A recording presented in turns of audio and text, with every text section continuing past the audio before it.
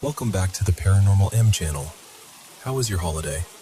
Drop a comment down below and let me know. As for me, I'm really grateful for everything this past year brought, and most of all, for all the love and support you've continued to show the channel. Thank you so much for sharing so many of your mysterious experiences with us. Don't forget to subscribe and turn on notifications so you won't miss any new videos. So, let me tell you about 3 friends, traveling sales guys, who spent more nights on the road than at home. Back then, they were always bouncing between provinces for work. After a long day of pitching products and chasing orders, they had this routine: find somewhere to eat, have a few drinks, laugh a lot, then crawl back to the hotel and do it all again the next day. The 3 of them were named Korn, Jai, and Neron. And on the night this happened, only Neron stayed sober. Korn and Jai got properly tipsy, the kind of drunk where everything is funny and your brain stops doing its job. So Neron, being the responsible one, offered to drive them back. On the way, someone groaned, "Bathroom, now." So they pulled into a gas station close to midnight. At the time, Thailand was in one of those energy-saving phases. Fuel pumps would shut down before midnight. The stations would feel half asleep after hours, but the little convenience store inside still stayed open, and sometimes there'd be a tiny food spot serving late-night bowls of something comforting. This place was dim, not pitch black, but enough that the shadows felt heavy. They parked near a small restaurant inside the station, and right by the entrance stood one of those wooden greeting statues, carved like a traditional Thai woman, hair in a bun, hands pressed together in a Y, the kind that's meant to welcome you. Now, Jai was the problem. He was drunk and had this talent for saying the dumbest thing possible at the worst time. He stumbled right up to the statue, leaned in like it could hear him, and grabbed it right at the chest like it was a person. Then he slurred something filthy, like, "Hey, beautiful, come help me in the bathroom." And he laughed like he'd just invented comedy. Korn laughed too, because of course he did. Neron didn't laugh. He just sighed, the tired kind of sigh that says, "I'm surrounded by idiots." They split up to use the restroom. Korn and Jai were in and out fast, but Neron took longer, washing his hands properly, checking his phone, probably taking a moment to pray for patience. And while Neron was still inside, Jai got that mischievous look. You know the one. The "I'm about to do something stupid and I'm going to regret it" look. He waddled back to the entrance, grabbed the wooden statue with a grunt, because those things are heavier than they look, and dragged it over to the restroom area. Then he placed it right in front of the stall door Neron was using. He sprinted away, giggling, nearly tripping over his own feet. So when Neron finally opened the door and stepped out, there it was, a carved wooden woman, standing inches from his face in the dark. Neron screamed. Like a real scream. "What the? Ghost!" And Korn and Jai lost it. They were bent over, wheezing, tears in their eyes, slapping the wall like it was the funniest thing they'd ever seen. Once Neron realized what it was, his face went tight with anger. He marched over, grabbed the statue, and shoved it back where it belonged, right in front of the restaurant entrance. Then he turned around and snapped at them. Low voice, serious. "Enough. Don't touch things like that." Korn muttered an apology. Jai pretended to be sorry, but you could tell he still thought it was hilarious. Neron, still annoyed, went into the convenience store and bought a couple things. Water, maybe snacks. Then they all got back into the truck and drove off. And that should have been the end of it. It wasn't. They were approaching a red light, a quiet stretch of road, barely any traffic. Neron slowed the truck to a stop, and then, bang! A violent crash hit the back of the pickup, loud enough that all 3 of them jerked forward. Neron twisted around in his seat. Korn leaned over and looked out the back window. Jai, drunk but suddenly very awake, craned his neck. And there, in the bed of the pickup truck, was the wooden welcome statue. Not standing neatly either. It was knocked over, its body sprawled against the cab like it had been thrown there hard enough to slam into the roof. The inside of the truck went ice cold. Naran's first instinct was rage. He whipped around and shouted at Jai, "Did you do this?" But Jai's face was wrong. Not mischievous, not amused. He looked pale. Sober pale. "I didn't," he said, almost whispering. "I swear to you, I didn't touch it. I've been sitting here." And Naran believed him, because Jai didn't look like a guy caught in a prank. He looked like a guy who'd just seen something that rewired his soul. They sat there at the red light, frozen, not even noticing when it turned green. Finally, Naran said the only thing that made sense, even though it made no sense at all. "We're going back." So he turned the truck around and drove straight back to that gas station. When they pulled in, Jai refused to get out. "No," he said immediately. "Nope, I'm staying here." He clutched the door handle like the parking lot was an ocean and the truck was the only boat. So Naran and Korn climbed out, walked to the back, and grabbed the statue. Up close, it looked normal. Just carved wood, painted face, hands together, a little weather-worn, nothing special. They carried it back to the restaurant entrance and set it down where it had been. Then they turned to leave. And that's when they heard it. A sharp little sound. Pop. Then, soft, unmistakable movement on the concrete. Clunk, clunk, clunk. Something rolled down the small steps toward them. Naran's heart jumped into his throat. Korn leaned forward slowly, like his body was afraid to commit to seeing what it already suspected. It was the statue's head. The head had come loose and rolled down like a dropped coconut. For a moment, they just stared. And honestly, at first, Naran tried to rationalize it. Maybe it cracked when it slammed into the truck bed. Maybe the joint was already weak. Maybe the fall did it. He swallowed hard, picked up the head with both hands, and reattached it carefully, like he was handling something sacred. When he finished, they stepped back. The statue stood there again, perfectly upright in the dim light. Hair in a bun, traditional dress, hands pressed together. Still. Quiet. Naran and Korn started backing away, keeping their eyes on it, because neither of them trusted turning their backs anymore. And then, the statue blinked. Not once, twice. Slow and clear, like it was letting them know, "Yes, you saw that." Naran didn't scream this time. He didn't even speak. He and Korn just turned and ran, full sprint, back to the truck. Jai saw their faces and didn't ask a single question. Naran slammed the gear into drive, and they sped out of the station like it was on fire. The next morning, Jai stayed in the hotel, hungover and oddly quiet, like his body had survived the night, but his mind was still stuck there. Naran and Korn went to meet a client, did their work, tried to act normal, but the whole time it sat in the back of their thoughts like a stone. What did we see? So later that day, in broad daylight, they drove back to the same gas station, same restaurant, same entrance, and the statue was there. But something was different. At the base of it, there were offerings, fresh-looking ones, food, sweets, and a bottle of bright red syrup. Korn crouched down, staring at it like it might explain everything. Then he went inside and asked one of the staff gently, "Why do you put offerings out there?" The staff looked at him like he'd asked why they breathe. Korn hesitated, then admitted, carefully, quietly, "Last night, we saw it blink, and it ended up in our truck." The reaction was immediate. You know how it is. Once you say something like that in Thailand, it's like lighting a match in dry grass. Staff and a couple customers hurried outside and started looking at the truck's license plate, whispering, pointing, saying numbers to each other. Because to a lot of people, anything strange tied to a vehicle can mean lottery luck. Naran and Korn didn't mention Jai's crude joke. They left that part out. They just stood there, feeling small.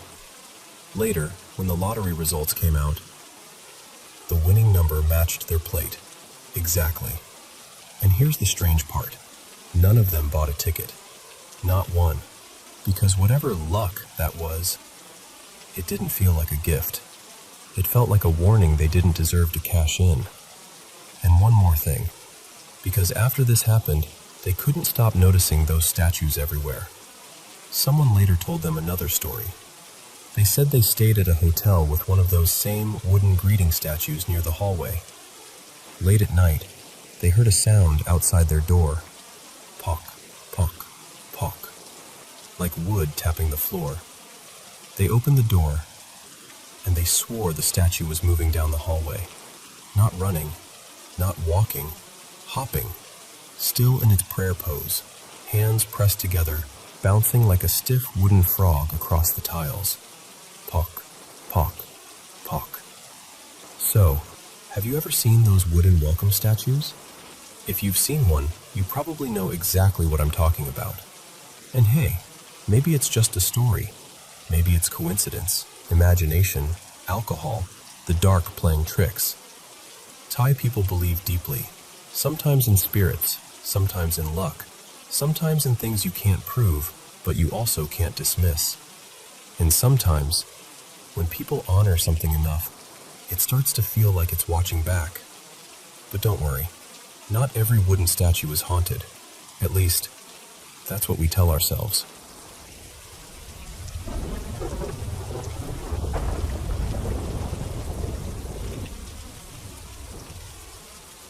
So, I don't tell this story to freak you out.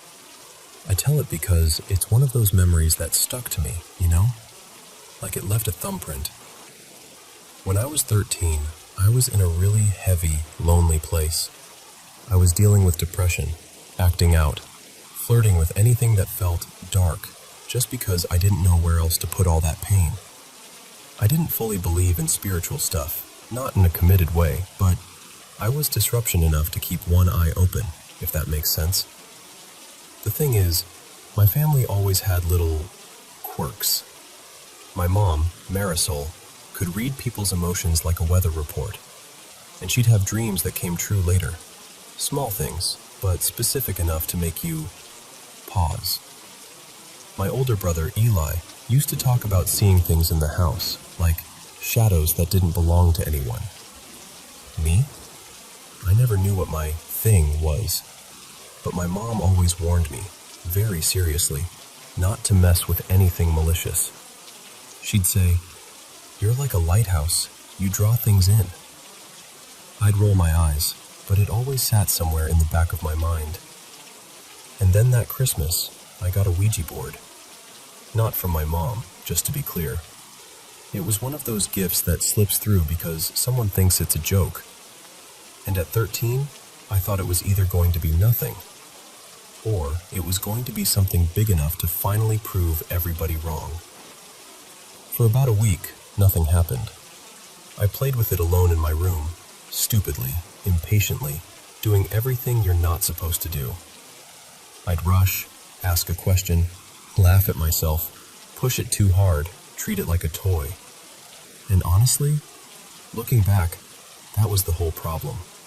I was messy and open and miserable. I was like an unlocked door in a storm. One night, I decided to do it right. I followed the instructions as closely as I could, took a deep breath, and called out, quietly, but with intent. And it was immediate. The temperature dropped so fast it felt unreal, like someone opened a freezer inside my bedroom. The sound changed too, like when you put on noise-canceling headphones and the world gets weirdly muffled. Then I heard this high ringing, sharp and loud, like it was inside my skull. And then the planchette slid to yes. I swear to you, the second it moved, my whole body went into panic. I wasn't excited anymore. I wasn't curious. I was terrified. I yanked my hands away and ended it in the dumbest way possible. Something like, okay, bye.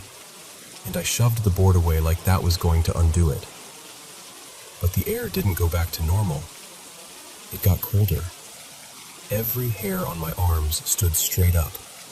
And then, I know how this sounds, I do. I looked up at the mirror across my room, and I saw something behind me. Not like a full, clear movie scene. More like a shape that shouldn't have been there. Too tall, wrong angles, the kind of silhouette that makes your brain scream before you even understand what you're seeing. And the part that still makes my stomach twist is that it felt like it was coming closer, like it was leaning into the room with its arms open, like it wanted me. I ran. I sprinted down the hall in my socks, almost ate it on the stairs, and I barged into the living room trying to explain to my dad and my stepmom, Tessa, what happened. They laughed, like full-on, "You're watching too many scary videos," laughing. My dad, Reed, was the type who didn't believe in anything he couldn't hold in his hands. He called it nonsense, but even he made me pack the board up and bring it to my mom's house when I went there a couple days later. Like he didn't believe it, but he also didn't want it around. When I got to my mom's, she took one look at me and her expression changed. She didn't say, "What did you do?" She said, "Something's attached." Like she could feel it the way you feel a pressure shift before a storm. But I was so scared of disappointing her that I lied. I told her I was just stressed. I hid the board in my bag and tried to pretend I hadn't brought a whole nightmare into her home.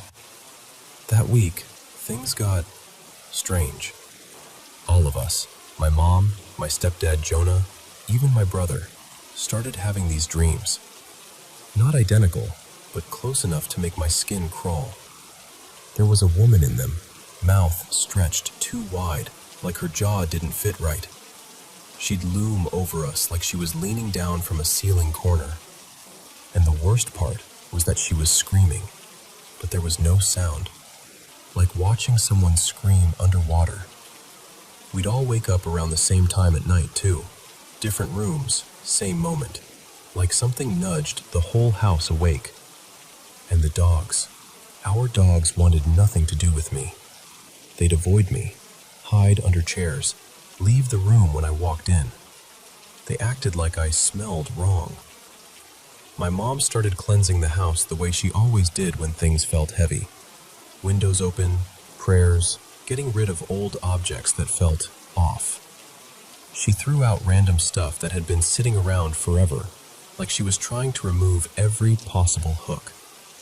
Finally, after she confronted me, because I genuinely hadn't eaten properly in days, I broke. I sat at the kitchen table, shaking, pulled out the board, and told her everything. She didn't yell. She didn't shame me. She looked relieved almost, like, "Okay, we can deal with this now. Now I know what I'm fighting." She set up what she called a protected space. I'm not going to describe it like it's a how-to, because that's not what this is. But she took it seriously, like a mother putting on armor for her kid. She made it clear we weren't playing anymore. This was about closing a door I'd opened carelessly. Everyone left the house except me and Jonah. My hands were sweating so badly I could barely keep them steady. We put our fingertips on the planchette, and I remember thinking, "Please let this be nothing. Please let me have imagined it." It wasn't nothing. The planchette jerked hard, erratic, like it had a temper. It tried to slide off the board. It bounced through letters too fast to make sense. It did that thing people warn you about, racing, spiraling, acting like it wanted to break rules just to prove it could. Jonah kept his voice calm and firm. He spoke like you'd speak to a stray dog that's baring its teeth. No fear, no cruelty, just authority. He told it to leave the house, told it to leave me alone, over and over. And then, after a few minutes, it stopped. Just stopped. The silence after was so intense it felt like my ears were ringing again. We sat there, waiting for something, anything, like we were holding our breath in a paused room. And then my stomach growled. Not a normal hungry growl, a deep, empty sound like my body suddenly remembered it needed fuel. And I got hit with this wave of hunger so powerful it was almost embarrassing, like I could have eaten the table. My mom came back later, and I devoured a whole pizza like I'd been starved, because I basically had been. I remember looking down and seeing my stomach all bloated and tight, and feeling this sick little thought crawl in. What if it was feeding on me? What if it took something and now it's gone? My mom told me something that still haunts me a little. She said that whole week she couldn't feel me the way she normally could. Like my signal was dim. Like I was still there, but muted. But I'll be honest with you. Even now, when I'm really low, I sometimes catch something in the corner of my eye. A shadow that feels too tall, or a darker patch in a dark room that makes me stare a second longer than I want to. And maybe it's just my brain. Maybe it's paranoia. Maybe it's trauma plus a wild 13-year-old memory. But part of me still wonders if that night left something behind. And that's the part I don't know how to explain away.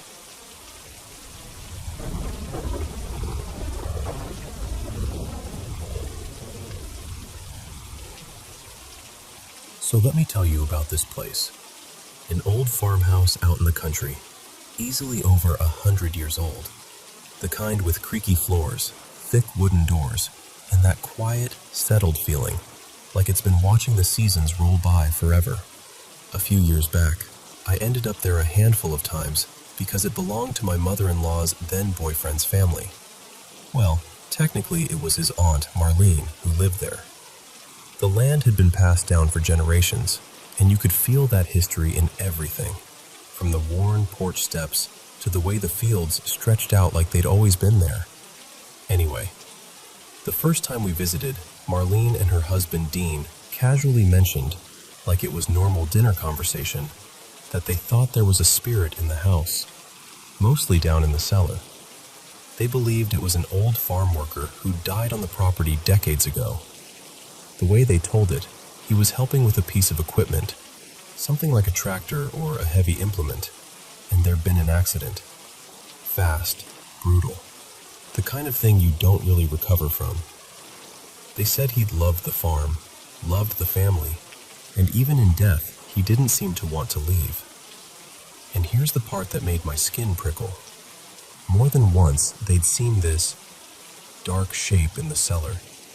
Not a person exactly, more like a black smear of a person, an outline that didn't quite belong to the light. They said it would appear near an old wooden rocking chair, almost like it was sitting there. And a couple times, they swore it looked like it was holding something. Once a long-handled tool, like a shovel, and another time something that could have been a gun. Weird detail, right? But then Dean shrugged and said, that's how he was. Always had a tool in his hand. Always ready. They didn't talk about it like they were scared either. Honestly, they spoke about him with this strange fondness, like he was part of the household. Like a quiet guard dog you never see, but you know it's there.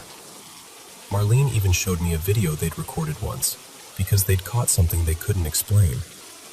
They were home alone, no kids running around, no pets inside, and suddenly from upstairs you hear this sharp clink, like a marble or a small ball dropping onto hardwood. Then it starts to roll. Not just once, over and over, like something keeps dropping it, letting it bounce, letting it roll. And it goes on forever. I mean, not a minute or two, closer to an hour, off and on. You can hear them in the video calling out to each other, getting more and more annoyed and confused. And finally, they go upstairs to check. They turn on lights, open doors, look under furniture. Nothing. No ball. No loose object. No reason for it.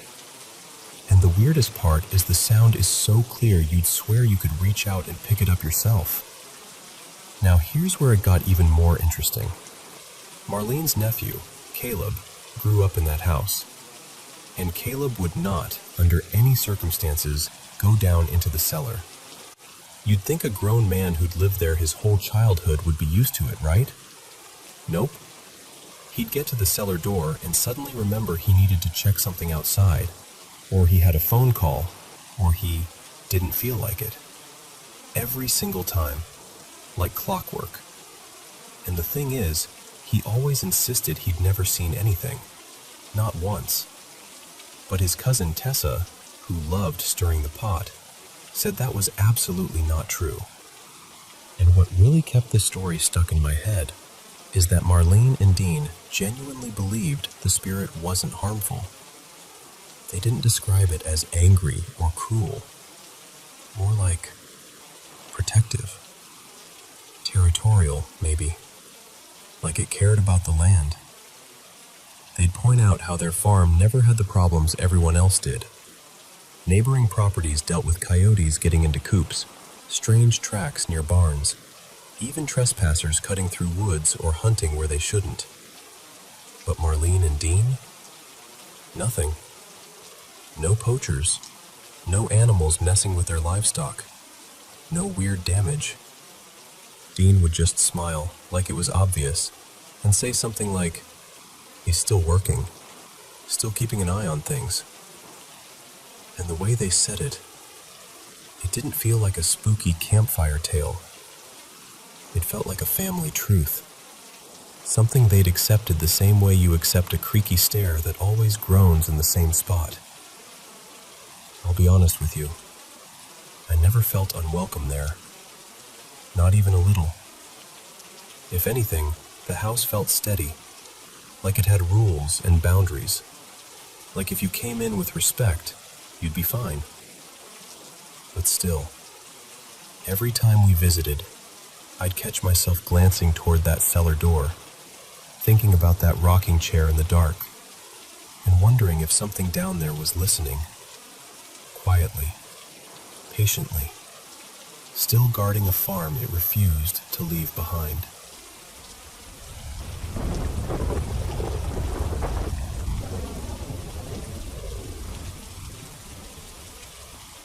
Hey, so I'm gonna be honest. I feel a little ridiculous saying this out loud, but I also can't keep brushing it off anymore. For the last couple months, like 2.5 give or take, it's felt like something shifted. Like either me and my friends accidentally stepped into something we don't understand, or the land we're living on is holding on to something heavy, something mean, something that doesn't want us here. It kind of started after my grandpa passed. That's the moment my brain keeps circling back to, like a pin stuck in a map. But even right before that, I had these stretches where I felt drained. Not tired, not stressed. More like someone unplugged me and I couldn't charge back up, no matter how much I slept. And then the weird little things started piling up. Gnats everywhere. Stink bugs like it was their apartment too. Spiders in places that made no sense. And the scratches. The bruises. Me and a couple of my friends too. Random marks showing up like we'd bumped into something in the dark. Except none of us remembered doing it. Then we started digging around because, of course we did. It turns out there's all this local lore about the property. Old family names tied to the land. A woman people still whisper about. Some community witch from way back in the 1800s.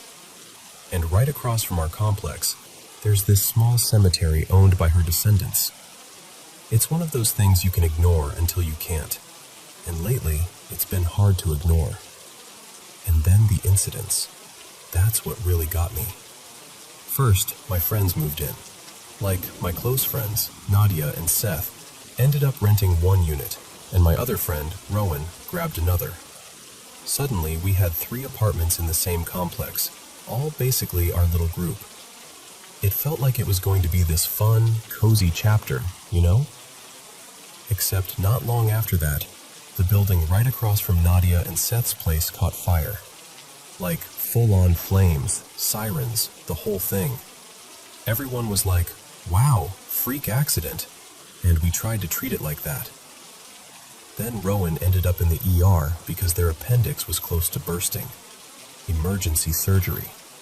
That kind of thing shakes you even when it ends up okay. And then right on the heels of that, Seth got badly injured at work. bad enough that he couldn't keep the job. It was like every time we exhaled, something else hit. For a minute, I told myself, okay, life is just chaotic. Sometimes bad stuff comes in clusters. I tried to be logical. I really did. Then I took a trip down south to visit a friend and clear my head. And honestly, the trip itself was fine. It was the drive back that messed with me. I decided to take a different route home, and it was late. Like that eerie time where it's technically morning, but your body knows it's still night. Somewhere around 2:30 a.m., I crossed into this stretch of highway that felt like it swallowed sound. I pulled into a rest stop just to wake myself up for a minute, and that's when my phone and radio started going completely haywire. My Bluetooth kept disconnecting and reconnecting like it was panicking. Then when I tried to play music, my phone literally called itself, like I was suddenly in a phone call with my own number, and the music started playing through the call audio. I remember just staring at the screen like, what are you doing? Why are you doing this? I shut everything off, got back on the road, and somehow my GPS settings flipped to avoid tolls. I didn't touch it. I know I didn't. But it rerouted us off the main way and deeper into these back roads, and right when I turned onto it, 3 deer sprinted across in front of the car. I slammed the brakes, didn't hit them, and they ended up on the other side of the road. All 3 stopped, turned, looked right at us, and I swear to you, swear, their eyes reflected this sharp red glow. Not the normal white shine, not yellow, red. I drove like a grandma after that, barely breathing, because the road was slick and twisting and my hands were shaking on the wheel. When we finally got back to the highway, we passed a deer that had been absolutely destroyed, like something had hit it and kept going. It was horrifying. And then, from the back seat, Nadia, who had been quiet the whole time, goes, I didn't want to say anything, but there was someone walking behind us on that road, like on foot, and they followed us until we reached the end. I remember my stomach dropping, because nobody else saw them, but Nadia wasn't joking. She looked pale, real fear. Not long after that, back home, we got hit with another disaster. I was out running errands, just normal shopping, nothing special, and my phone rings. It's Rowan, frantic, saying there are cops and fire trucks everywhere at the complex.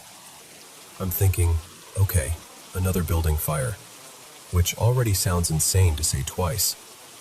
But when I got the details, it wasn't just a fire. A small plane crashed near the complex and exploded. Not in a field miles away, near us, like within shouting distance, close enough that I could picture exactly where it happened. That was the moment I stopped being able to pretend this was all just normal bad luck. And then I worked this summer camp for my old high school marching band, helping out, long days, lots of kids, lots of chaos. We ended up with a nasty COVID outbreak through the group, and that alone was stressful and exhausting. But one night, after everyone was asleep, I stepped outside for air around 3 a.m. It was quiet, like the world had been turned down. And then I heard knocking, like hard knocks, not wind, not branches, knocking from somewhere close. And after that, voices, like people talking, softly, not far off. I went to look. I checked the corners, the shadows, the spots sound usually bounces from. And there was nothing. No one. Just that thick emptiness that makes you feel stupid for being scared. And somehow even more scared because you know what you heard. And today was the cherry on top. We woke up to another building on fire in our complex. Another one. At this point, it's like the universe is doing it on purpose just to prove a point. And after all that, we tried to do something normal. grab lunch, breathe, act like regular people. We pull into a McDonald's and the whole area is locked down. There's a guy pulled over, 3 cops around him, and it turns into a standoff. Roads blocked, sirens, everyone trapped in place, just watching, waiting. So yeah, that's where I'm at. Because when you stack it all up, fires, the plane crash, the injuries, the sickness, the creepy late night stuff, the animal thing, the marks showing up on our bodies, the bugs, the history of the land, it starts to feel like there's a thread connecting it all. And I don't know if that thread is a curse, or an entity, or some kind of hex, or just the cruelest run of coincidence I've ever seen. But it feels attached, like it found us and decided we're its people now. I've tried a couple protection things, small stuff, things I know, things that usually make me feel grounded. But lately, I just feel like I'm standing in the rain with an umbrella full of holes.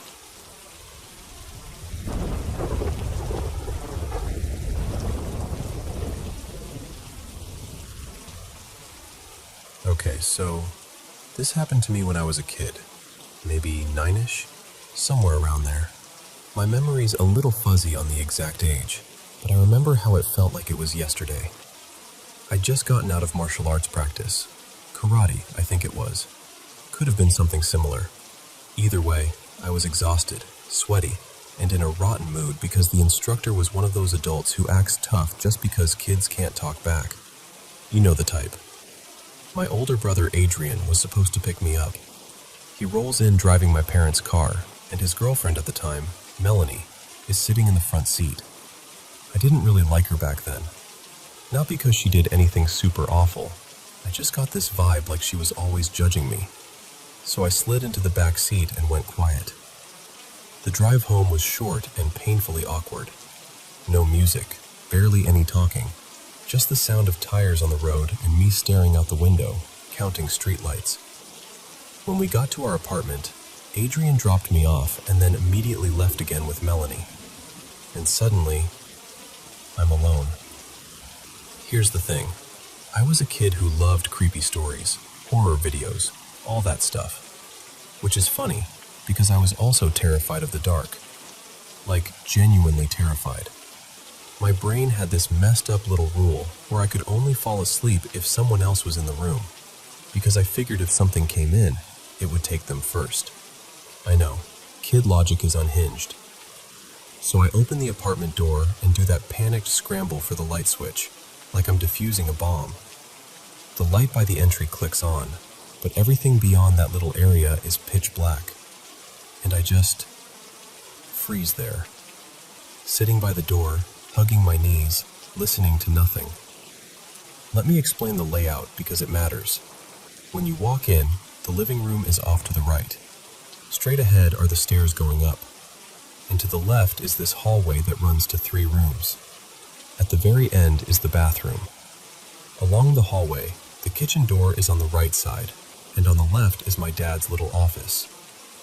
And that office? Oh man, that room always freaked me out. It was filled with shelves and random stuff and shadows, and as a kid, I was convinced a hand could reach out and grab you from literally anywhere. Like the room was just built for nightmares. So I'm sitting there by the door, trying to be brave, and then, bang. It comes from the kitchen, not like a gentle sound, like a drawer being slammed shut, hard. I whip my head toward the kitchen door. It's closed. I just stare at it like if I look away, something will sprint out. A minute passes. Bang! Another one. Then another. And then it starts escalating so fast my brain can barely keep up. There's crashing, like drawers yanked open and thrown. I hear what sounds like metal clattering, like utensils tossed into the air. Then this sharp sound that I swear was glass breaking. And there's this weird buzzing noise too, like some appliance kicking on and off, on and off.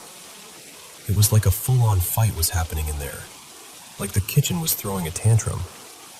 And I'm just stuck by the door, paralyzed. My whole body felt cold and heavy at the same time. I didn't even want to breathe too loud. I grab my crappy little phone and call my mom, whisper yelling into it like, "Mom, you need to come home right now." She's like, "What happened?" And I'm trying not to cry while I'm saying, "Something is in the kitchen. Something is throwing things. Please come home." Good news. She believes I'm scared and says she's coming, which might as well have been 100 years. So I'm sitting there in a tight little ball beside the door, basically doing the world's saddest, quietest panic attack while the kitchen keeps going, crashing, banging, clattering, like it's trying to prove a point. I remember thinking, if I move, it'll notice me. So I don't move. And then finally I hear keys, the lock, the door opening. My mom steps inside, and the second she does, silence. Not even that normal apartment building quiet. It felt like the whole place was holding its breath. I start crying immediately, trying to explain between sobs. My mom puts her bag down, gives me this worried look, and then, very calmly, she walks straight to the kitchen like she's about to catch someone red-handed. And I follow behind her, like 2 steps back, clinging to her like a baby duck. She opens the kitchen door, and nothing. No mess, no broken glass, no drawers pulled out, nothing on the floor. Actually, this is the part that still makes my skin crawl. The kitchen looked cleaner than I remembered it being, like someone had straightened everything up, lined things nicely, made it neat. My mom just stands there, confused. Then she looks back at me like, "Are you sure?" And I'm standing there shaking, like, "Yes, I swear on my life, it was going crazy in here." Nobody really believed me after that. Not fully. My brother brushed it off. My sister teased me. I even blamed Adrian's girlfriend, Melanie, because in my head I was like, if she wasn't there, he would have stayed and I wouldn't have been alone. Again, kid logic. I was desperate for someone to blame. But my mom, she didn't truly take it seriously until later in life, when she got more religious and started being more cautious about spiritual stuff. After that, she'd bring it up occasionally like, maybe you weren't imagining that. And I'm like, yeah, I wasn't. Because whatever that was, it scared me half to death. And then it cleaned up after itself. Like, thanks, I guess? Terrifying, but very considerate.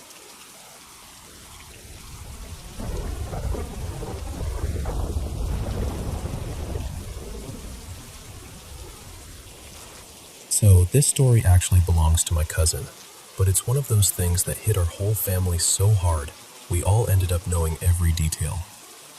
My cousin had come to the US from Mexico to study abroad, and at first, everything felt exciting and normal. She stayed with her aunt and uncle in this cozy, totally ordinary house. No creepy history, no strange vibes, nothing like that. The house was full, too.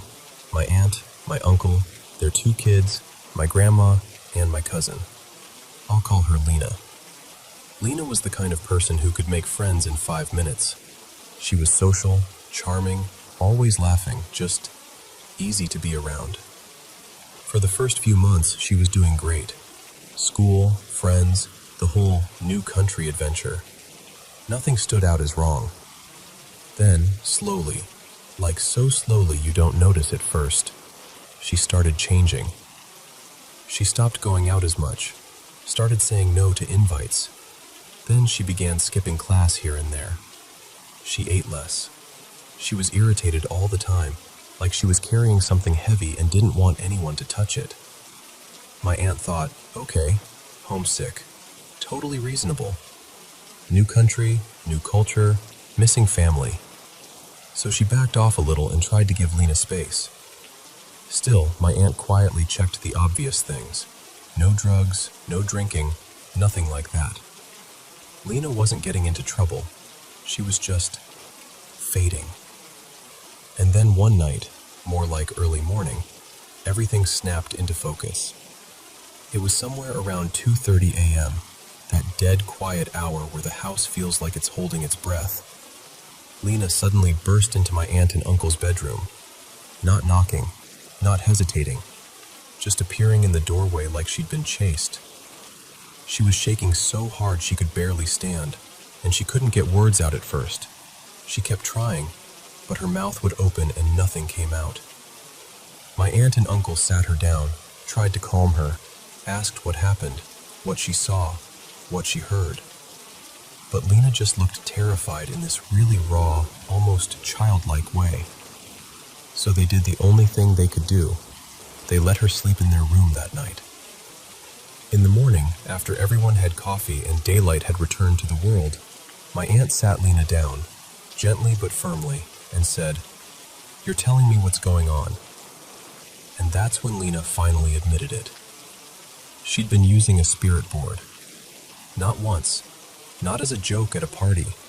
She'd been doing it a lot, in her room, alone, late at night. She told my aunt it started the way these things always start. Curiosity. Something silly. Something she didn't really believe in but wanted to try because it felt spooky and fun. She said at first it was harmless. Little questions, little answers. Nothing that seemed serious. But then it stopped being a game. It became a habit. Then an obsession. She started blowing off friends just to go home and play. She'd stay up until dawn asking questions, and then she'd miss class because she couldn't wake up. When she was outside the house, all she could think about was getting back to her room and putting her hands on the planchette again. And here's the part that still makes my skin crawl when I think about it. She said she thought she'd made a friend. Like she genuinely believed whatever was responding was kind, or at least neutral. She'd talk to it like it was company, like it was something that understood her, until the answers started changing. At first, it was little stuff she tried to explain away. Shadows flickering at the edges of her vision. A whisper she couldn't quite make out. Light tapping against her upstairs window, except her room was on the second floor, so it wasn't like a branch brushing the glass. Then it got worse. Scratching sounds, soft like fingernails, along the wall and the door at night. The shower curtain shifting when she was in the bathroom, even when she was completely alone. Small items disappearing, hair ties, keys, little personal things, then turning up in places she swore she'd already checked. And the whole time, she didn't tell anyone, not a word, because she was embarrassed and scared. And I think, deep down, she knew if she said it out loud, it would become real in a way she couldn't control. She did try to stop. She said she tried, but she described it like, once she opened that door, it didn't really close again. Then came the night she ran into my aunt's room. Lena said she was in bed, trying to force herself to sleep, when the tapping started again. Then the scratching. The usual routine, like it was reminding her, I'm still here. And for the first time, she did something different. She started praying. Not just a nervous whisper, like a real prayer from the heart, like she was finally calling for help. And right in the middle of it, her bed started shaking. Not a little tremble, not, maybe I imagined it. She said the whole bed shook so violently the legs bounced on the hardwood, like someone had grabbed the frame and was rattling it in anger. She said she could hear it, wood knocking on wood, over and over, like a warning. She didn't even finish the prayer.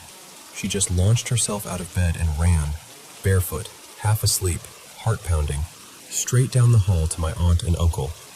When my aunt heard the full story in daylight, she was furious, like the kind of angry that comes from fear and love mixed together. Because in her mind, Lena hadn't just scared herself. She'd brought something into a house where her kids and her mother were sleeping. And then the practical panic set in. What did you invite in here? And how do we get it out? Not long after that, Lena went back home. School had completely fallen apart by then, which was the whole reason she'd come to stay with my aunt in the first place. It wasn't just one decision, it was mutual. Everyone could tell she wasn't okay, and she needed to be somewhere that felt safe again. From what I heard, nothing paranormal ever happened to anyone else in the house. It was like whatever it was had been focused on her. The spirit board was destroyed. My family says it was burned and thrown out. The room was cleansed and blessed. Windows opened, prayers said, the whole thing. But the part that sits weird with me is this. After she left, we didn't really hear much from her again. And every once in a while, someone in my family will say, quietly, like they don't want to tempt anything, "I hope nothing followed her." Because the truth is, you don't always know what you're inviting in. And you definitely don't always know what it takes to make it leave.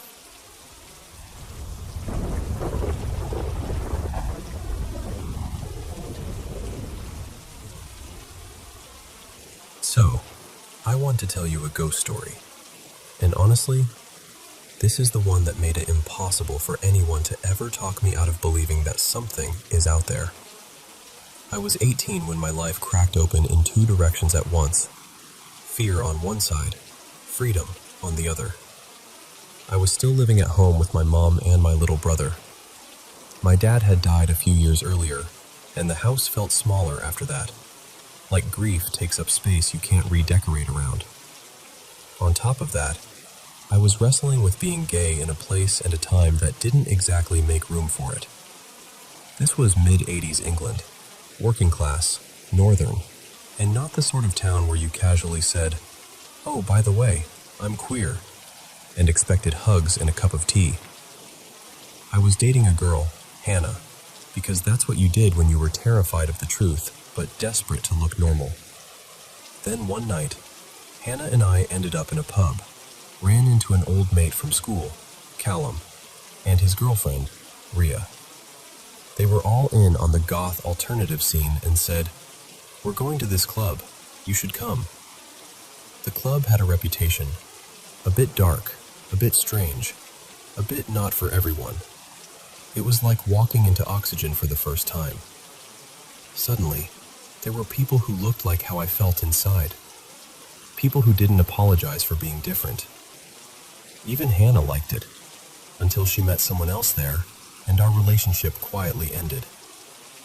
It hurt, because I did love her in my own way, but it also felt like the universe clearing a path. And that's where I met him, Adrian. Adrian wasn't a romance, not even close. He was a doorway. The first person who made me feel like I didn't have to pretend. We bonded fast. Both of us had lost our dads young, and there's a certain shortcut grief gives you into someone else's life. Within a few weeks, he invited me to a party at his house. Now, Adrian's home life was complicated. His mom used a wheelchair after years of illness, but she was still sharp as a tack and didn't let it stop her from living. A while before I met him, she'd moved out to live with a boyfriend, leaving Adrian alone in their big old family house. Adrian's boyfriend at the time had moved in, but the relationship didn't last.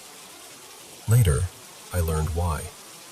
Because the house didn't feel empty. At that party, everyone was brilliant, warm, dramatic, hilarious, misfits in the best way.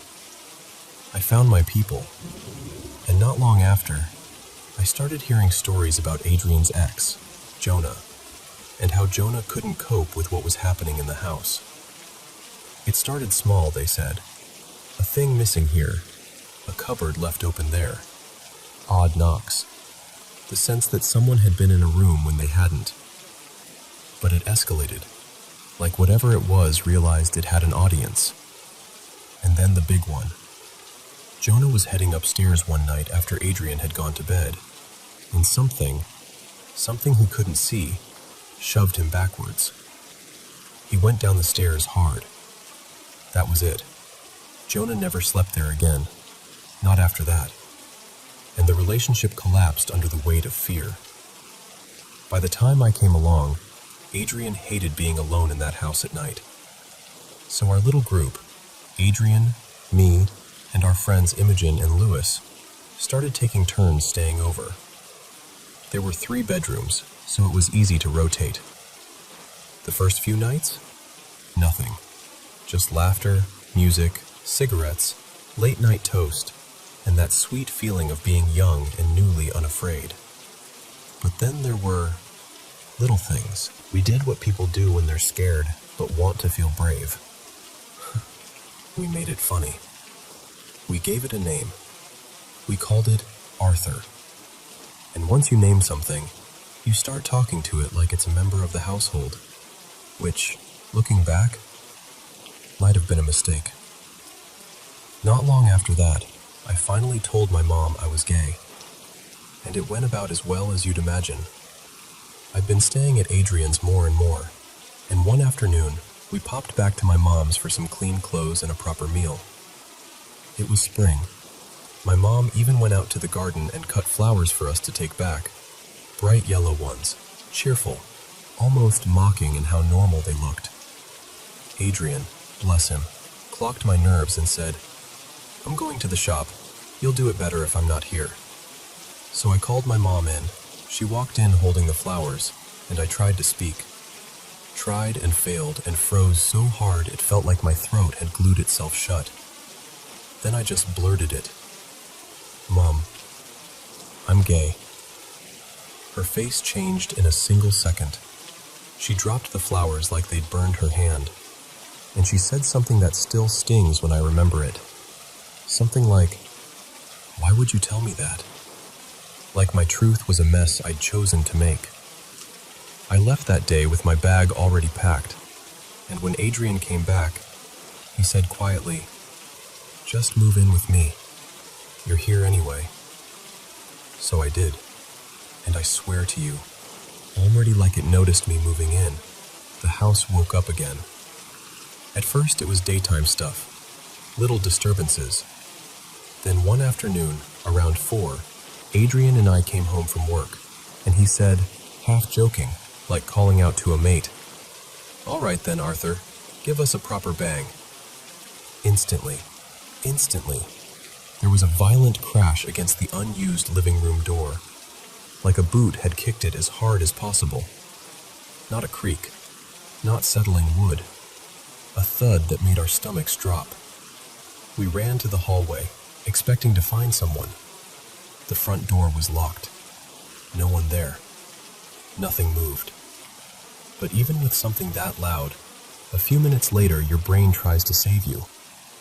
You start wondering if you exaggerated it, if your memory is dramatizing it. That's the strange part. Fear makes you doubt your own senses. Then there was the loft hatch. Every morning, open. We'd shut it. Properly. It would be open again the next day. For about a week. Like someone up there was listening and grinning. Another night, all of us were downstairs talking when we heard glass smash upstairs. We sprinted up and found the bathroom bulb had shattered in the sink. Only the bulb was in the middle of the ceiling, and the sink was against the wall. Explain that one to me. I heard the tapping above my bed for hours some nights, and once, this one still creeps me out, I heard scraping outside the front window, like someone dragging a stick along the fence slats. On and off for ages, deep into the night. I looked out, but a bush blocked the view. The next morning, there were scratches along the fence. Maybe it was a person. But who does that for hours at 3 in the morning? And yes, we did the Ouija board thing. I know. Scraps of paper, letters, a glass on the table. Very teenagers in a horror film. Most of it felt like nonsense, like someone nudging it. But then we asked its name, and it went straight to Arthur, like it had been waiting. Then it claimed, very specifically, that it knew Adrian's dad from the army, and that it came to frighten us. We laughed it off in the moment, because you have to. But underneath the jokes, we were all carrying this constant low-level dread, like living with a thunderstorm that never fully breaks. I heard a shuffle sound upstairs. Faint. I ignored it. Then again, closer, heavier. So I turned the music off. 2 seconds later, I heard footsteps. Not creaks, not one or two.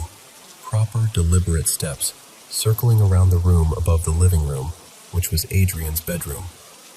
No carpet up there, just bare floorboards. And it sounded like someone in heavy boots pacing, round and round, like they were building up speed. I didn't go up to check. I'm not ashamed to admit that. I grabbed my keys and left the house so fast I nearly forgot my coat. I walked straight to my workplace and waited for Adrian's shift to end so I wouldn't have to go back alone. When we got home together, everything was normal. Doors locked, windows shut. No sign anyone had been there. Then, just when I thought I was settling into the weirdness, Adrian and Lewis played a prank on me. I'd been ill, didn't want to go out, so they went clubbing and I stayed home alone. Around 2:30 in the morning, they snuck in, crept upstairs, and started stomping like a herd of elephants above me.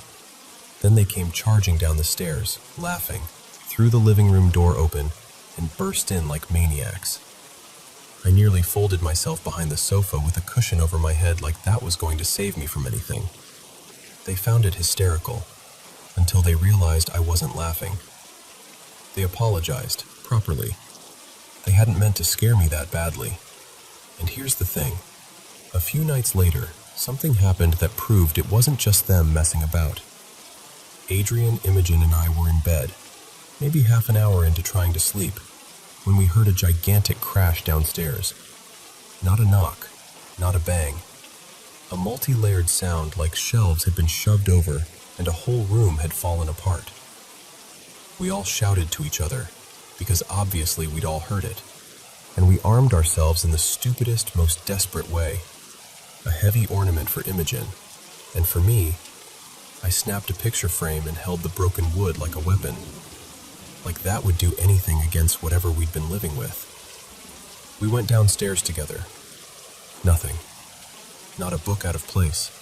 Not a shelf tilted. Not a single item disturbed. We searched the entire house.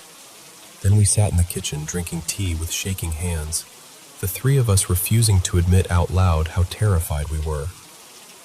We didn't really sleep after that.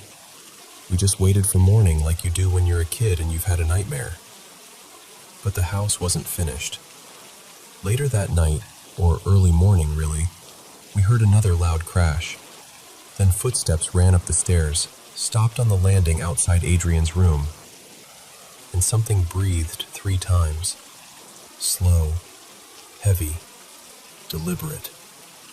Then, this laugh. And I swear to you, it didn't sound human. It sounded like something trying to imitate laughter, like an animal making the shape of a person's joy. We opened the door, crept out, checked again. Nothing. And we didn't go back to bed after that. I lived there for a little over 2 years. Eventually, I met my first proper boyfriend and moved out, partly because I wanted to start a new chapter, and partly because I couldn't live with that constant tension forever. Adrian understood, but I still felt guilty leaving him in that place. Over time, the activity calmed down. It didn't vanish completely, but it faded. Like whatever it was needed the right conditions to get loud. And here's the part that makes it complicated. Adrian changed in the years after. He became paranoid, painfully so. He started believing I was out to harm him, like I was poisoning him or plotting against him. It built slowly, then took over. Eventually, he was diagnosed with a serious disorder. We tried to help. We tried to stay close, but it became too much. He pushed everyone away in the end, and I still wonder, quietly, late at night, if the house was haunted the way people imagine, or if the grief, the loneliness, the upheaval, the energy of everything Adrian had survived, somehow seeped into the walls and took on a life of its own. We never saw a thing. It was always sound, movement, broken objects, that feeling of menace. But it was real, and it wasn't even my only experience. When I got my first flat alone, top floor of a crumbling old Victorian townhouse, I had a few strange moments there too. One night, I was reading in bed and the toilet flushed by itself. Properly flushed. Old high cistern, long chain, and yet nothing was moving, just the cistern refilling like someone had pulled it. Another time, there was a crash in the hallway. One pane of glass in the loft hatch had shattered. In the morning, I found a stone on the stairs. But the only glass panel up in the roof space was still intact. So where did the stone come from? And the last one, middle of the day, quiet house. I was studying, no TV, no music. The heavy mirror above the mantel just dropped off the wall and smashed. When I checked, the chain wasn't broken. The hook was still on the wall. So tell me, how does that happen? Weird, isn't it?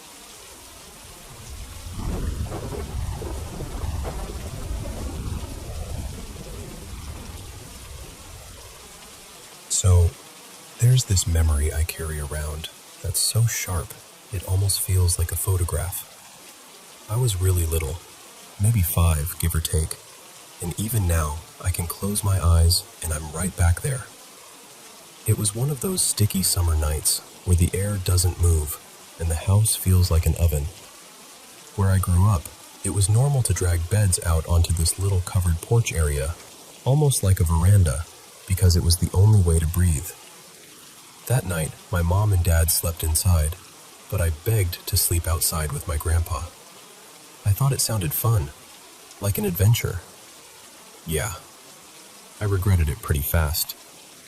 The veranda sat a few steps away from the house, close enough that you could see the doorway, but far enough that it felt separate. The 2 beds were set side by side, facing the entrance. Grandpa was out cold, the kind of deep sleep where you look peaceful and completely unreachable. Me?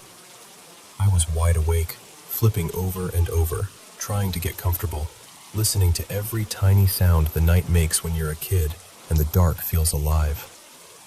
I wanted to run inside so badly, but I was too scared to stand up and cross that little stretch of darkness alone. So I just lay there, stiff as a board, telling myself I'd fall asleep any second. Then I saw someone come out of the house. At first, I felt this rush of relief, like, thank God. I assumed it was my dad. The shape was adult-sized, broad shoulders, moving like someone who belonged there.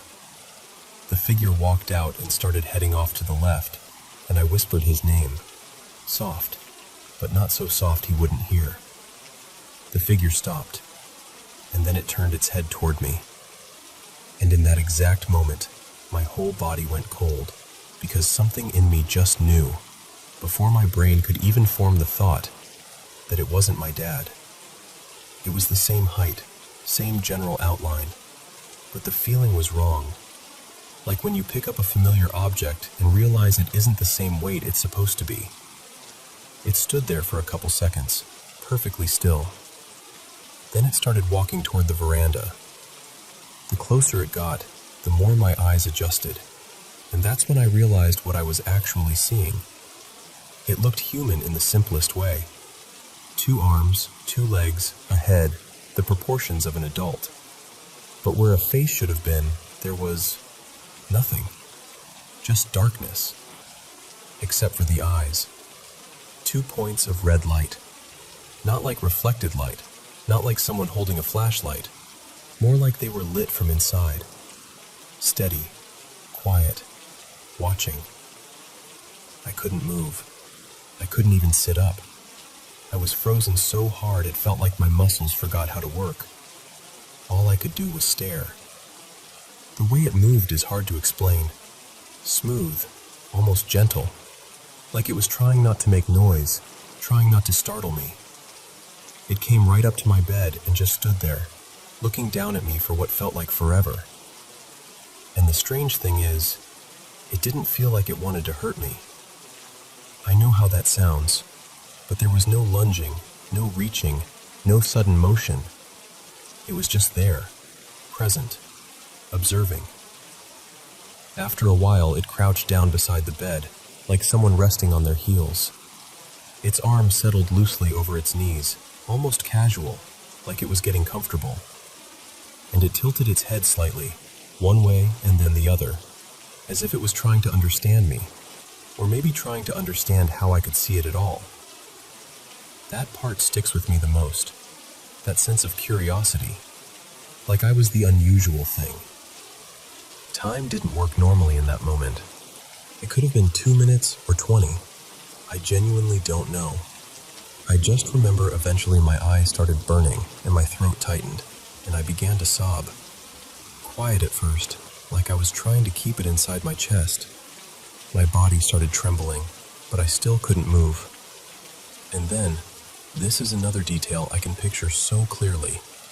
My Uncle Milo came home late. He was living with us then, young and always out with friends. I heard him coming up, heard his footsteps, and he heard me too. He called my name from the darkness, like, "Hey, why are you still up?" And the second he got close enough to scoop me up, the moment I felt arms around me, I completely lost it. Like something snapped loose in my body. I started crying so hard I couldn't breathe. The kind of hysterical crying that scares adults because they can't figure out what's wrong. My uncle carried me inside, and my parents woke up, panicked and confused. Everyone was asking questions at once, and all I could do was cry and cling, because I didn't have the words to explain a faceless person with red eyes was just sitting next to me like it belonged there. And here's the part that still makes my skin prickle. I never saw it leave. There was no running away, no footsteps fading. It was simply not there anymore. Like the moment another adult entered the scene, it was gone. For years, that memory just lived in me. I think about it randomly and get that same sinking feeling in my stomach. At some point, like everyone does, I went looking online, trying to find anything that sounded similar. And it messed with me even more, because I realized other people had stories that felt weirdly familiar. Researchers, I finally brought it up to my mom again, as an adult, and she remembered the night. She remembered how inconsolable I was, how shaken everyone felt afterward. But she admitted they didn't really believe what I was saying back then. They assumed I had a nightmare or an overactive imagination. This time, I told her, I didn't make it up. I'm telling you, it happened. And she got quiet in this way that made me realize she was replaying it too, except now through adult eyes. She actually looked a little freaked out, like she suddenly didn't like the idea of that night being a kid story anymore. We talked about what it could have been for a long time, and honestly, I still don't know. But if I trust my gut, if I trust what it felt like, whatever it was didn't feel demonic. It didn't feel like hatred or violence. It didn't touch me. It didn't threaten me. It felt strange and watchful and careful, like something that didn't want to scare a child, but didn't quite understand how not to.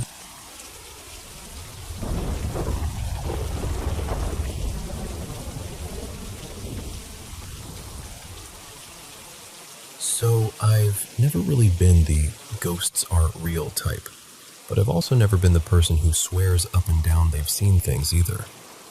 I've always sat somewhere in the middle, like, hey, just because I haven't witnessed something doesn't mean it can't exist, you know? My wife, Lena, and I have been married a little over 10 years now. We've got 3 boys, 12, 8, and a tiny newborn who still feels brand new every time I look at him. We live in a rental out in the countryside of southern Alabama, the kind of place where the nights are so quiet you can hear the house settling and the bugs outside doing their thing. We rent the place from the original owner's son. The woman who actually lived here most of her life had gotten too frail to stay on her own, so she moved in with her family before we came along. She passed not long after we moved in, strangely enough, on the exact day of my birthday. That stuck with me. We've been here a little over a year, and for most of that time, nothing happened. Nothing I could point to and say, that was definitely something. But the house, it's hard to explain. It's a normal older home, built sometime around the late 60s. 3 bedrooms, 2 bathrooms, big living room, small kitchen, and a back utility room that I use as my workspace. It's not creepy on the outside. It's not falling apart. It just has a feeling, like it's been holding its breath. Last winter we found out we were expecting again. I'll be honest, I was hoping for a girl this time. But we ended up being blessed with another little boy, and he is perfect. He was born healthy overall, except for hemophilia, which runs in our family. Our middle son has it too. So it wasn't a shock, just something we already knew how to handle. But about a month before the baby arrived, I started noticing things. At night, after everyone was asleep, I'd be working or cleaning up, and I'd hear footsteps in the living room. Not little creaks, actual walking, like someone shifting weight as they moved. I kept telling myself, old house, pipes, wood expanding. Don't get stupid. I mentioned it to Lena, and she kind of gave me that look like, okay, sure. But even then, I didn't feel scared. If anything, it felt neutral. Like whatever it wasn't trying to threaten me. I even thought about putting up cameras inside, just to settle it in my own head. But I didn't. I didn't want to turn the house into a project, and I didn't want to stir up something that felt, honestly, kind of harmless. Then the baby was born. We spent a couple days in the hospital, and we finally came home, exhausted, happy, carrying bags like we were moving in all over again. And that's when it got weird in a way I still can't explain. While we're unpacking, my 8-year-old, Mason, walks into the living room holding an old photo. It's a picture of a baby. And the crazy part is, the baby looked a lot like our newborn. Not identical, but close enough that it made my stomach flip. He said it had fallen out of a drawer in a desk in his room. One of those older wooden desks that the previous tenants left behind, and he'd been using that desk for months. He swore he'd never seen the photo before. We all kind of just stared at it, laughed awkwardly, and filed it under creepy coincidence, because what else are you supposed to do? But after the baby came home, that's when I started seeing shadows, and the thing is, it didn't feel hateful. It felt calm, almost familiar, like the sense you get when someone's in the room with you but you're not bothered by it. If I had to describe the vibe, and I know how that sounds, it felt feminine, like a woman or maybe a teenage girl. I never saw a face, never saw features, just shadow and presence and this odd calm that came with it. Until one night. 4 nights ago, I was in the kitchen making a quick snack before bed. Just normal, half-asleep routine stuff. And I noticed a shadow climbing up the wall near the dining area, like it was swelling outward, spreading. I turned to get a better look. And the second I did, my body knew something my brain hadn't caught up to yet. The feeling hit me in the gut first, like my stomach dropped straight through the floor. Pure dread. Not nerves. Not, I'm spooked. I mean the kind of terror where your body stops cooperating because it thinks you're about to die. This wasn't the smaller shadow I'd been seeing. This thing was massive. It blotted out light from 2 windows like it was standing directly in front of them, wide and heavy and wrong. I didn't even get a clear shape, just the size of it and the weight of it, and that horrible, crushing sense of danger. I tried to speak and nothing came out. My throat locked up. My eyes filled up and I started crying without meaning to, like my body just short-circuited. And then it was gone. It left as fast as it came, like it had stepped backward into nothing. And the second I could move again, I started yelling, screaming really, telling it to get out. I'm a Christian, and I didn't even think. I just reacted. I ordered it to leave in the name of Jesus Christ over and over. Lena came rushing out of the bedroom and found me standing there sobbing and screaming at empty air. She grabbed me, held me, helped me breathe. I know it looked insane. I know how that sounds out loud, but I also know what I felt. The next day, I sat my kids down and told them, carefully, what happened. I didn't want to scare them, but I needed to know if they'd noticed anything. And my oldest, Caleb, goes, dead serious. "Oh, I told you there's a demon in my closet. His name is Ethan." Like he was reminding me I forgot to buy milk. Apparently he'd said it before, maybe once, months back, and I brushed it off because kids say wild stuff. But now he's telling me his closet door sometimes opens and shuts on its own. He says he's never seen anything, just that. And the most unsettling part? He wasn't scared. He shrugged like it was annoying more than anything. Then the next night, this is the part that messes with my head the most. I'm walking into the utility room with a handful of tools, and I feel a hand slide onto my hip. Not a grab, not a poke. More like a gentle, almost affectionate touch, the kind that makes you instinctively think, "Oh, that's my wife." I turned around expecting Lena. Nobody. And I know how crazy it sounds, but it didn't feel scary. It felt comforting, warm, like something trying to calm me down. So now I'm stuck with this weird split reality.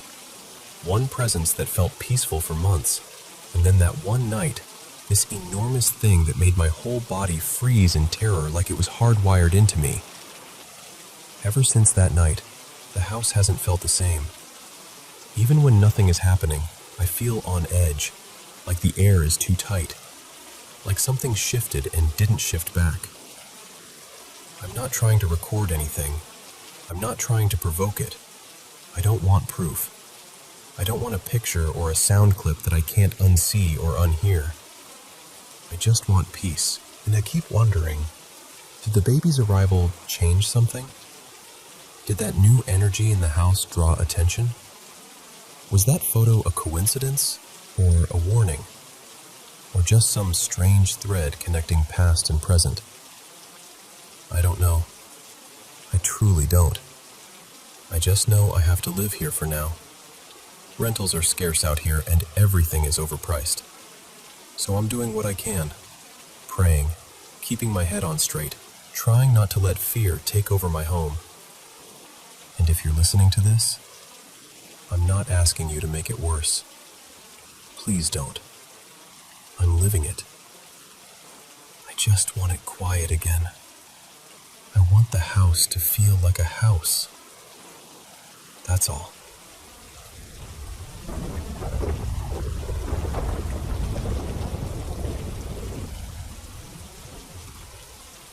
So, let me give you a little backstory, because it'll make everything else make sense.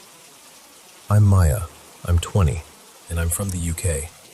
Ever since I was a kid, I've had this weird, constant thread running through my life, like I'm always just close enough to the paranormal for it to notice me back.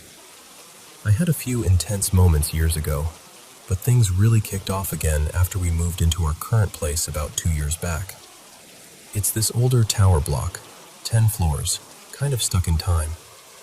I'm up on the 7th floor, and the building has that heavy, worn-in feeling, like it's absorbed decades of people coming and going.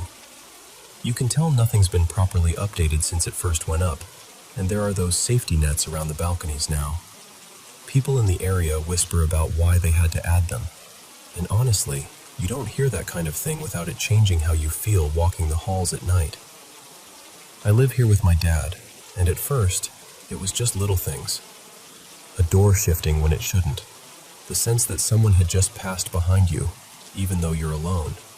Stuff being moved. But here's the part that gets me. It's always my bedroom. Not the lounge, not the kitchen, not even the corridor. Just my room, like it's been claimed. And my dad isn't the type to play things up. He's pretty practical, you know? But a while back, I was away visiting family, and he was home alone. He had his headphones on and was walking down the corridor toward his room, which is right next to mine. He told me he looked up and saw, clear as day, a small, elderly woman, maybe around 4.5 feet, wearing this old-fashioned nightgown. Not blurry, not a maybe, a full figure, walking like she belonged there. She didn't even look at him. She just went right past him and straight into my bedroom. When he told me that, my stomach went cold, because I knew exactly what he meant. I've seen her too. She's the one I see the most, always moving through my room in the same way, like she has a route she takes. I never catch her face, not properly. It's more the shape, the motion, the unmistakable nightgown. Sometimes she passes near the foot of my bed, or by where my TV is. And even though it's unsettling, the strange part is, I don't feel pure evil from her. It's not like those stories where the air turns foul and everything feels violent. It's more like presence, attention. But my cat? Oh, my cat is not confused at all. He won't go in there. He'll sit outside my door and stare, ears twitching, like he's listening to something I can't hear. If I try to coax him in, he just backs away like the doorway is a boundary he refuses to cross. So that's been my normal for 2 years. Creepy but manageable, right? Until this week. Because I'm moving out in a few days for university, and the closer it gets, the more I've had this nagging feeling that whatever's in my room doesn't like the idea of me leaving. Like it's not just haunting a space, it's aware of me. Last week I packed most of my stuff up and stayed over at my boyfriend Ethan's place, trying to squeeze in as much time with him as I could before I go.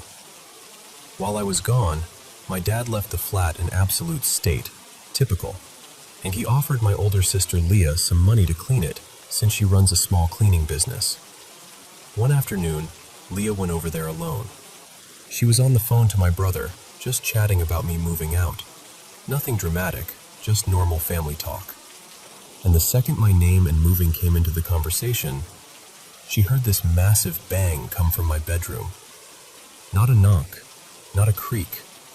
A bang like something had been thrown, like furniture had slammed. When she pushed the door open, she said it looked like someone had gone in and tossed the entire place in seconds. My drawers were yanked open. My wardrobe doors were wide. Pillows and bedding were on the floor. A bag of clothes I'd packed, spilled everywhere like it had been ripped apart.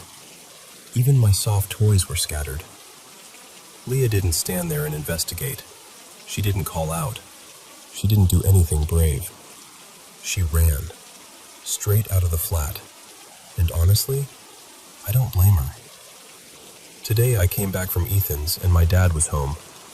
He'd already seen what Leah saw, so he didn't even have to explain it. I just walked to my room and stopped. The second I saw it, I felt this deep uneasiness settle into my chest. Not just fear, something heavier. Like I'd walked into a room where someone had been furious. I just shut the door. I couldn't even look at it properly. I told myself, nope, not right now. I went and sat with my dad and tried to focus on practical things. My moving plan, what time we'd leave, what still needed packing. And then, another bang. Louder than I expected, sharp, immediate. My dad and I looked at each other, and I felt my skin go prickly all over. I stood up, walked to my door, and opened it. I stepped inside, and 3 of my drawers, the ones near the wardrobe, were closed. They had been open just minutes before. I know they were. My brain was still replaying the mess in my head, trying to make sense of it. And now it was like something had decided, no, this is how it's going to be. It's hard to explain what that does to you, emotionally. Because it wasn't just messy. It wasn't just weird. It felt like a response. Like something in that room heard us talking about me leaving and made sure we understood it was listening.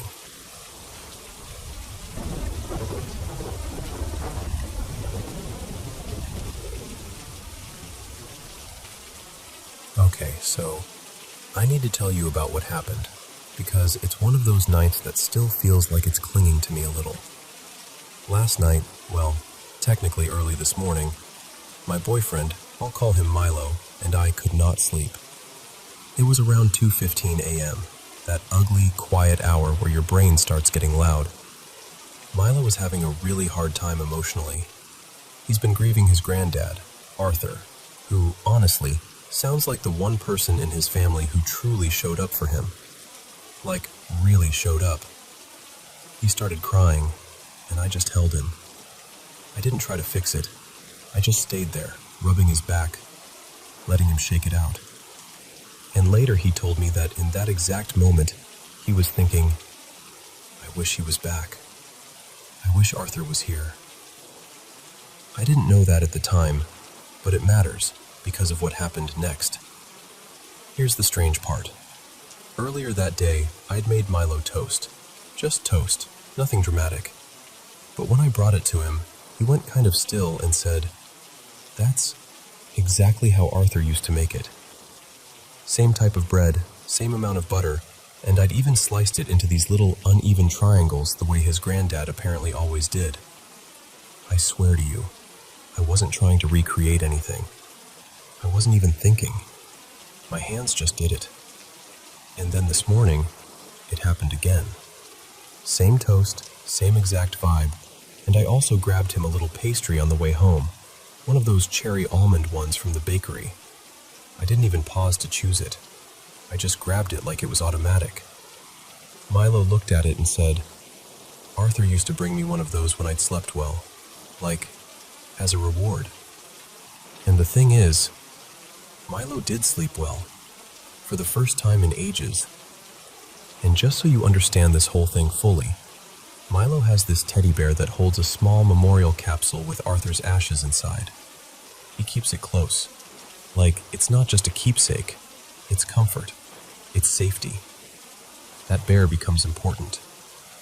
So, that night, while we were lying there, I started talking about how when I was a kid, I used to mess around with silly seance stuff, like holding hands, asking questions into the dark, laughing about it.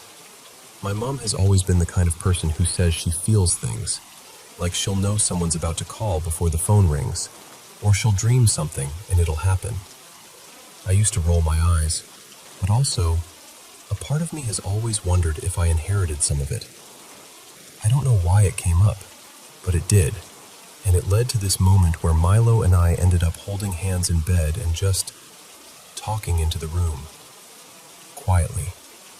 Like, Arthur, if you're here, if you can hear us, can you give us a sign?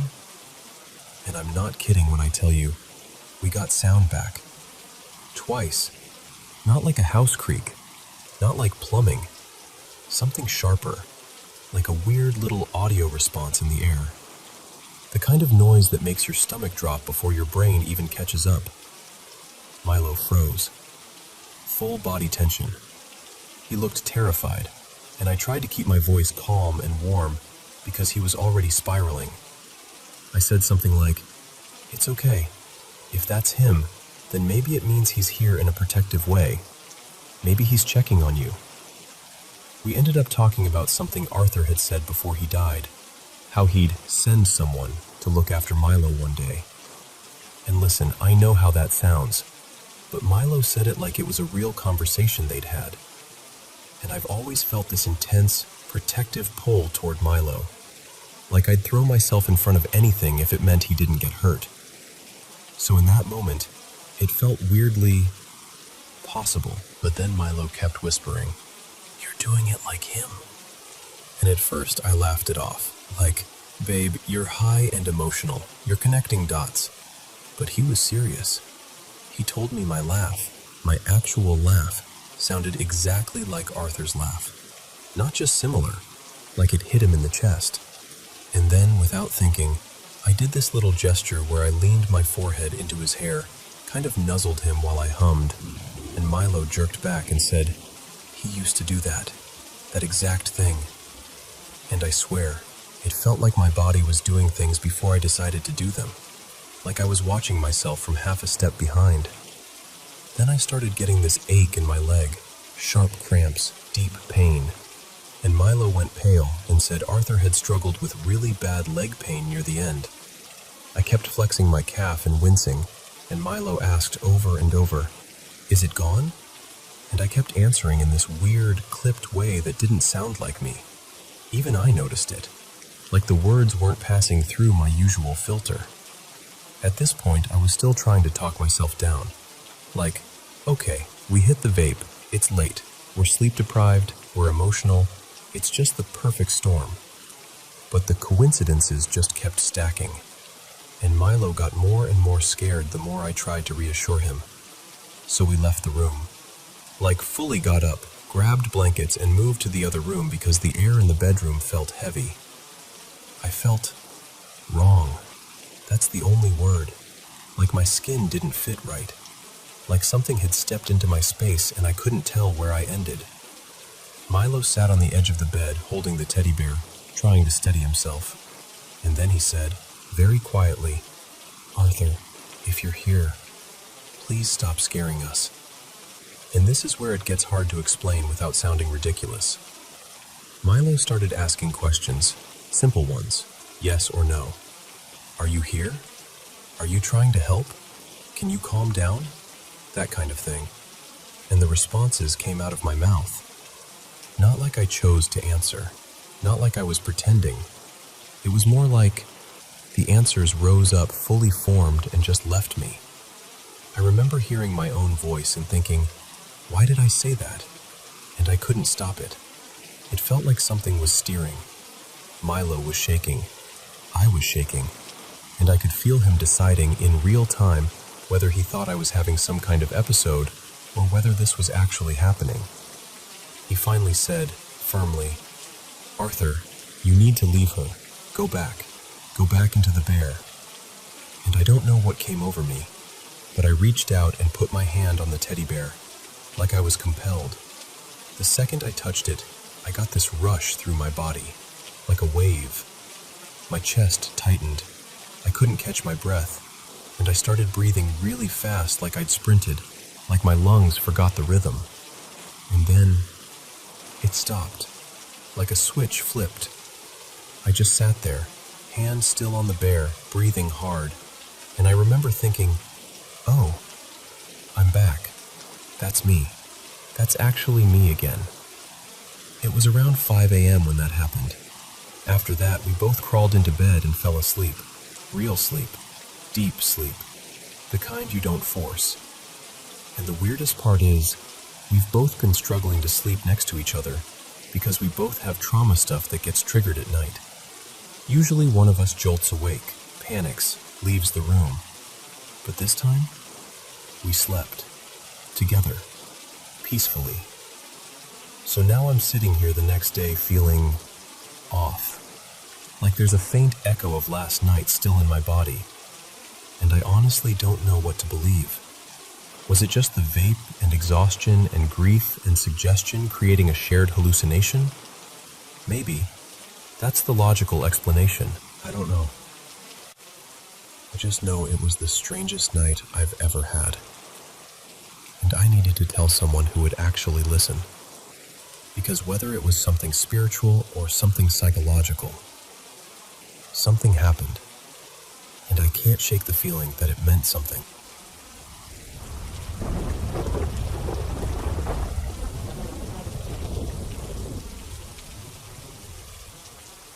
Okay, so before I tell you what happened, you should know where I'm coming from. At the time, I was studying civil engineering. I've always been the there's a logical explanation kind of person. I'm not religious, more agnostic than anything, and I genuinely love trying to understand the universe, but in a scientific way. Ghost stories? Paranormal stuff? I used to roll my eyes. I'd have told you there's a reasonable explanation for basically everything people claim they've seen. And then, something happened with my girlfriend back then. She's my wife now, Maya. Something we both saw, together, wide awake, totally sober. And it messed with my worldview in a way I still can't neatly pack back into a box. This was about 8 or 9 years ago, when we were home for the summer in Lincoln, Nebraska. We were college kids, bored out of our minds one night, and we decided to drive out into the country just to stargaze and be alone for a while. No plan, no destination, just, let's get away from the lights and sit under the sky. So we took my car and headed out past the suburbs, farther and farther, until the streetlights disappeared. I started turning onto random gravel roads, just kind of wandering, looking for a spot that felt quiet and dark. Eventually, I found this weird little dead end, almost like a brand new driveway that led nowhere. Fresh concrete, shaped like a turnaround, like someone planned to build a house there, but hadn't. No buildings, no porch lights, nothing. Just fields. You could have spun in a slow circle and seen farmland in every direction. I turned the car around so we were facing north, and we sat there for a couple hours talking about life, future plans, dumb college worries, the kind of soft, sleepy conversation you only have at like 1 in the morning when the world feels paused. It was late summer, August I think, because the air was warm but not sticky anymore, and the corn in the field across the road was tall. Like, really tall, easily above our heads. That detail matters, I promise. Around 2:30 a.m., we decided we should head back before our parents woke up and realized we were missing. So I reached for my keys. I remember it so clearly. I slid the key into the ignition, and my left hand went to the headlight switch because I was about to turn them on. And that's when Maya grabbed my right arm, hard. Like, not a gentle wait. A full, panicked yank that made my whole body jolt. It scared me so badly I almost swore out loud. I turned to her like, "What is your problem?" But she wasn't looking at me. She was staring straight ahead through the windshield with this expression I still can't forget. Eyes wide, face drained, like her brain couldn't decide whether to scream or freeze. And the instant I followed her gaze, I felt that cold, electric feeling climb up the back of my neck. You know that sensation when your body reacts before your mind catches up? Like every instinct you have is suddenly on high alert? Something was out on the gravel road in front of us. At first, my brain tried to make it a person. It wanted it to be a person so badly. But it didn't move like one. It was tall. Too tall. From where we sat, it looked like this pale, human-shaped figure, maybe 7 or 8 feet high, and it was gliding from left to right across the road. The corn behind it was tall, and this thing looked taller than the corn. That's the part that still makes my stomach flip, even now, because corn in August is not short. And it wasn't walking. There was no rhythm, no bounce, no stepping, no arms swinging. No legs doing anything that made sense. It just drifted. Smoothly. Like it was sliding on rails. We couldn't see details because it was dark. No moon, no nearby lights. Just stars and black fields. But the silhouette was bright enough to register as white against everything else. Maya told me later it reminded her of this long, stretched out, rubbery shape. Like a lanky, Gumby outline almost. And the whole time, my fingers were still frozen on the headlight switch. I had this split-second debate raging in my head. Turn the headlights on and see what it is. Or don't, because if it's something that shouldn't be there, maybe it doesn't know you're here. It's embarrassing to admit, but fear does weird math in your brain. Logic was completely losing to instinct. We watched it for, 10 seconds, maybe 15, but it felt longer, like time got thick. The figure kept gliding to the right until it passed beyond the edge of what we could see. The moment it disappeared, my body finally unlocked. I didn't even turn on the headlights. I just started the car and punched the gas like the road was on fire. Gravel popped under the tires, and we shot off in the opposite direction, bouncing over washboard ruts, not caring at all about noise or dust. Neither of us really talked on the drive back. Not in a normal way.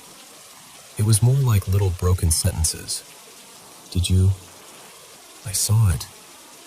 What What was that?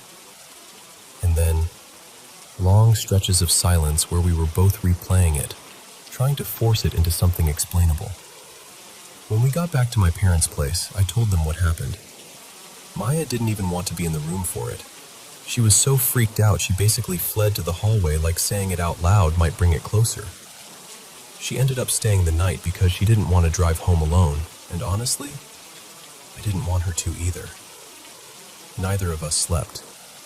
We just laid there in the dark, listening for nothing, and feeling stupid and shaken and wide awake.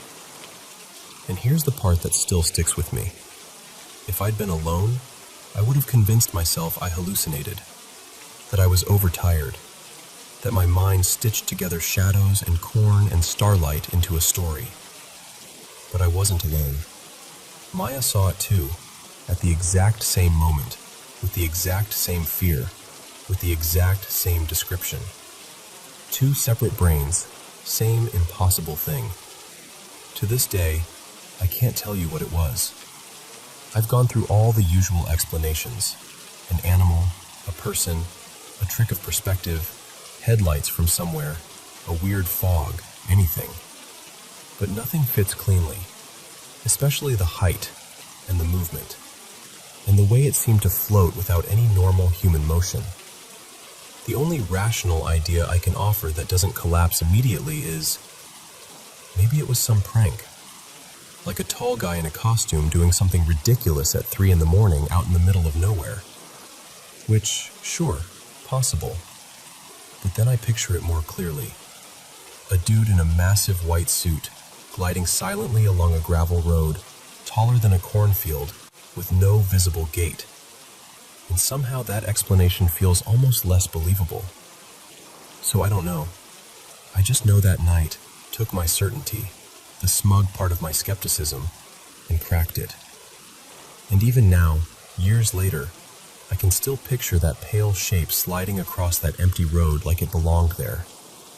And we didn't.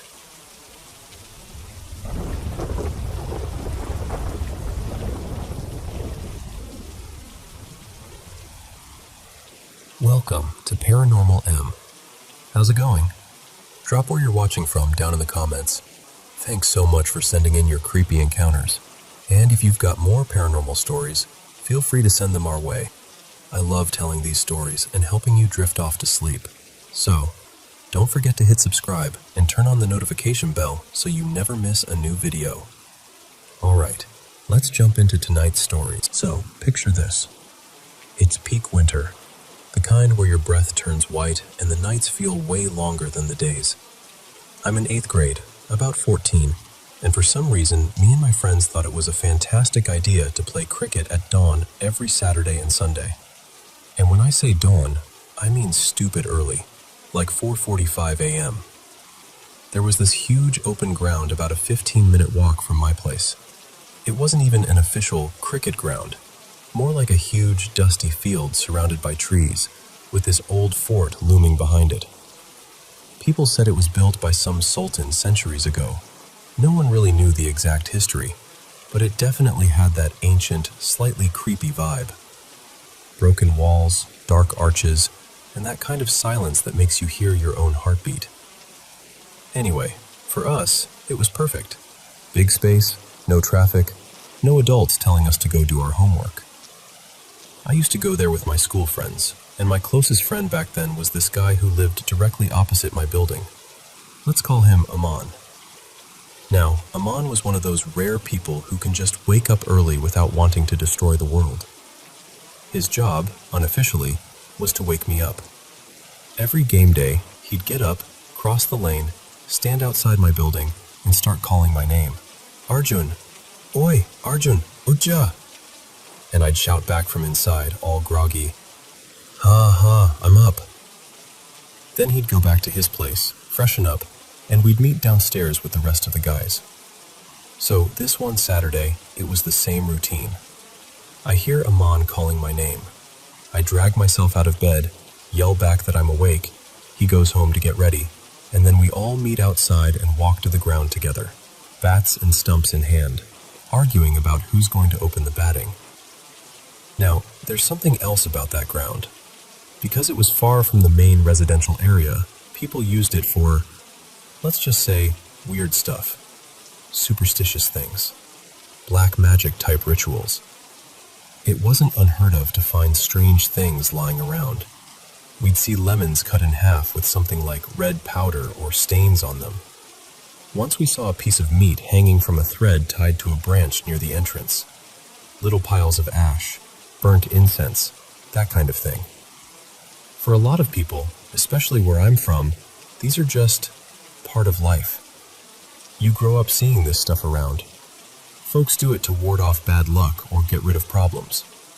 We used to just roll our eyes, stay away from it, and mind our own business. So that morning, we reached the ground around 5 a.m. on the dot. It's still dark, that bluish kind of darkness just before sunrise. The fort behind the ground looks extra spooky, all shadows and broken edges, but we're too excited to care. We set up the stumps, toss a coin, pick teams, and start playing. I'm a pretty decent fielder, especially in the outfield, so they send me to the boundary line. I'm standing there, shivering a little in the cold, rubbing my hands together, doing those little hops fielders do just to feel like they're ready. The game is going well. A few overs in, the batsman smacks the ball hard in my direction, but a bit to my right. I start sprinting after it. It keeps rolling, rolling, rolling, and it finally stops near a clump of bushes. I'm running full speed, but the moment I see where the ball has stopped, I just slow down. And my cricket ball is literally touching the edge of one of those stones. Now, I'm not someone who really believes in all that, but I'm also not brave enough to casually walk into the middle of someone's creepy ritual leftovers at 5 in the morning. So I just stand there. Someone from the pitch shouts, "Arey ball la na, throw the ball." But I don't move. A few seconds later, Aman comes running toward me. He's like, "What happened? Why are you just standing there?" I just point silently at the stones. He looks at it, looks at me, and bursts out laughing. "Oh, you got scared of this? You coward," he says, still laughing. Before I can stop him, he bends down, picks up the ball casually, almost stepping inside that little stone circle, and tosses it back toward the pitch. "Chal, let's go. Nothing's going to happen," he says. I take one last look at that setup. Stone, red stains, incense, the whole thing, and jog back with him. We finish the match, argue about scores like always, and after a few hours we pack up and go home. So far, normal day, right? Now comes the part that still gives me chills. The next morning, Sunday, I'm dead asleep, completely knocked out. At some point, through my sleep, I start hearing someone calling my name. "Arjun. Arjun, look." At first, I ignore it because, honestly, I'm so sleepy. And it sounds kind of far away, like it's coming from outside my building again. But the voice doesn't stop. "Arjun. Oi, Arjun." After hearing it 3-4 times, I finally wake up properly. In my half-asleep state, I don't overthink it. I just assume, like always, it's Aman. So from inside my room, without even getting up, I shout back, a little annoyed, "Ha, I'm up." And then I hear it, the sound of footsteps running away from outside. You know that pattern where slippers slap lightly against the ground? That, fading away toward the lane. I'm like, okay, cool. As usual, he woke me up. Now he'll go get ready and come back in a bit. So I drag myself out of bed, go to the bathroom, wash my face, brush my teeth, change into my track pants. And then I sit down on the couch with my tablet, start playing Subway Surfers while I wait for him to come back and knock again. I'm playing for a while, long enough to lose track of time. I suddenly realize it's been a while. No knock, no calling, no messages, no sound of boys gathering outside. I get this tiny, uneasy feeling in my stomach. So I pause the game, get up, and walk over to the main door. There's this little curtain we keep over the glass panel. I pull it aside and peek outside, straight toward Amon's house. And what I see just feels wrong. His house is completely dark. Main lights off, balcony lights off. The front door is shut. No movement. Not even that faint glow from someone's phone or TV inside. Just darkness. In the lane outside, silent. It doesn't match what I felt had just happened. Someone calling my name, someone running away. I frown and think, maybe his lights are just off today? But something doesn't sit right. So I go back to the living room, pick up my tablet, and tap the screen to check the time. It says 2:30 a.m. I just stare at it. Then I think, okay, maybe my tablet's wrong. It does that sometimes, right? So I rush over to the digital clock we keep near the TV. 2:30 a.m. My brain kind of pauses, because suddenly all the pieces slam together. I sleep deep. On weekends, my parents sometimes struggle to wake me up even at 7 or 8. It sounded exactly like Amon. I heard footsteps running away after I replied. And yet, at 2:30 a.m., the whole neighborhood is dead silent and dark. My heart starts racing, like full panic mode. I remember just standing in the middle of the living room, trying to process. Who woke me up? Who was calling my name outside? If Amon is asleep at his place, who did I talk to? And why did it sound just like him? I was 14, okay? Not exactly equipped to deal with possibly paranormal audio hallucinations at 2:30 a.m. My mind started going back to that totem we'd seen the previous morning. The red stains, the circle of stones, the way I froze, the way Amon had laughed and casually picked up the ball, stepping so close to it. And this thought just pops into my head that I couldn't shake. What if something from there followed us home? I know how crazy that sounds, but when you're a kid, alone in a dark living room with your heart pounding, logic doesn't stand a chance against fear. I didn't even try to go back to sleep. I just sat there on the sofa, lights on, tablet in my hands, not really playing. Every tiny sound made me jump. I kept glancing at the door, half expecting to hear my name again. I watched the clock slowly crawl toward morning. Eventually, around 5 a.m., the normal time, there it was again. Arjun, Uthja. Same familiar tone, same volume, but this time I knew it was the real thing. I almost ran to the door, opened it, and sure enough, there was Amon standing outside, cricket bag on his shoulder, slightly sleepy but very much alive and normal. The first thing I said wasn't even good morning. I just blurted out, "Were you outside my house at 2:30 a.m. today?" He looked at me like I'd grown a second head. 2:30? Are you mad? If I step out of my house at that time just to prank you, my parents will literally kill me. I was sleeping, bro. I stared at him for a full 3 seconds. It wasn't you?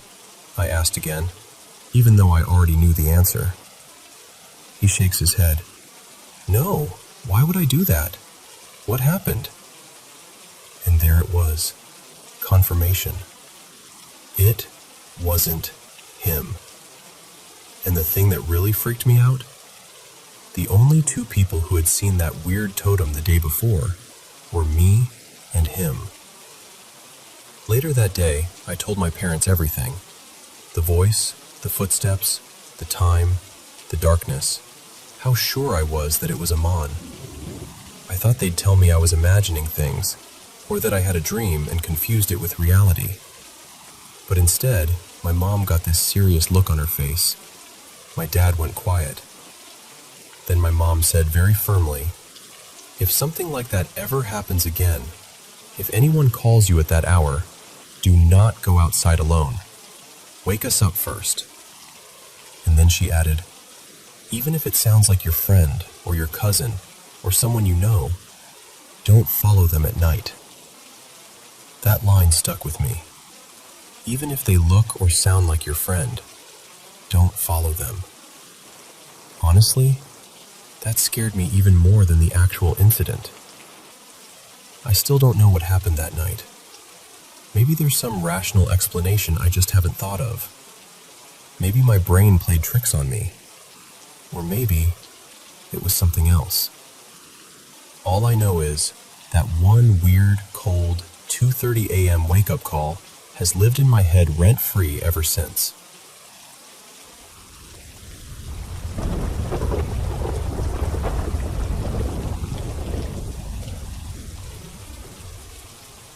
So, a couple of summers ago, we went camping way up in the mountains.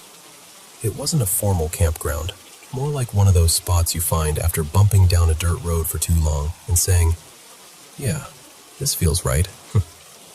We found this clearing tucked between tall pines, with a little river maybe 300 feet away. To the right of where we parked was this soggy, mossy bog, and to the left and behind us was nothing but thick forest. Fallen logs, ferns, branches everywhere. It felt wild, but in that exciting way. At the time, our youngest, Jonah, was about 3 years old, and because he's our baby and we're, admittedly, helicopter parents, we did our usual camp rules talk. No going near the water without us. No going into the marsh. You stay where we can see you. We always do that talk. Every trip. We'd only been there maybe an hour. We were still setting up, unloading the truck, getting the tent halfway up, dogs running around, our older kids arguing about who got which sleeping bag. You know, normal chaos. I know I had just seen Jonah in camp with us. He's one of those kids who usually sticks pretty close, and at that age, he still wanted to be up in my arms half the time. I remember glancing over, seeing him by the cooler, and then turning my back to shake out a tarp or grab something from the truck. And then we heard it. Just one scream. Not long, not a tantrum, just a sharp cry, like he was startled or hurt. Then complete silence. You know how your whole body just goes cold in an instant? That's what happened to me.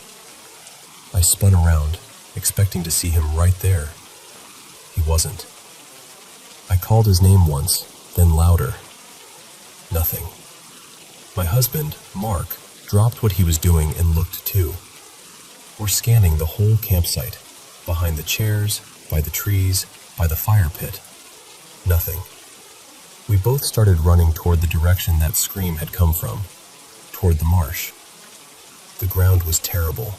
The bog was deeper than it looked, mud and water up to our shins in some places, the kind that sucks at your shoes when you pull your foot out. The other side, where the trees thickened, was full of roots and branches and fallen logs that you had to climb over. It wasn't the kind of place a little kid could just wander easily. And the whole time we're yelling, "Jonah, buddy, cry so we can hear you. Call mommy, say something." Just our voices echoing back at us. That silence was the worst part. You can talk yourself down from a lot of fears if you at least hear your kid crying. But there was nothing. We kept pushing forward, slipping on mud, tripping over branches. Then, after what was probably only a minute or two, but felt like forever, I spotted this little shape tucked behind a big tree, maybe 80 yards from camp, way farther than I could imagine him going, especially in that terrain. He was sitting on the ground, leaning against the trunk, shoulders shaking, but he wasn't making any sound. He was just silently crying, tears running down his face. This is the same kid who still rode in the stroller for most walks because his legs got tired. There is no way he should have been able to get out there that fast, over that kind of ground, without us seeing or hearing more. I ran to him, scooped him up, and he clung to me like he was terrified to let go. His clothes were damp, his little boots were muddy, but there were no scratches, no obvious injuries, just that stunned, quiet crying.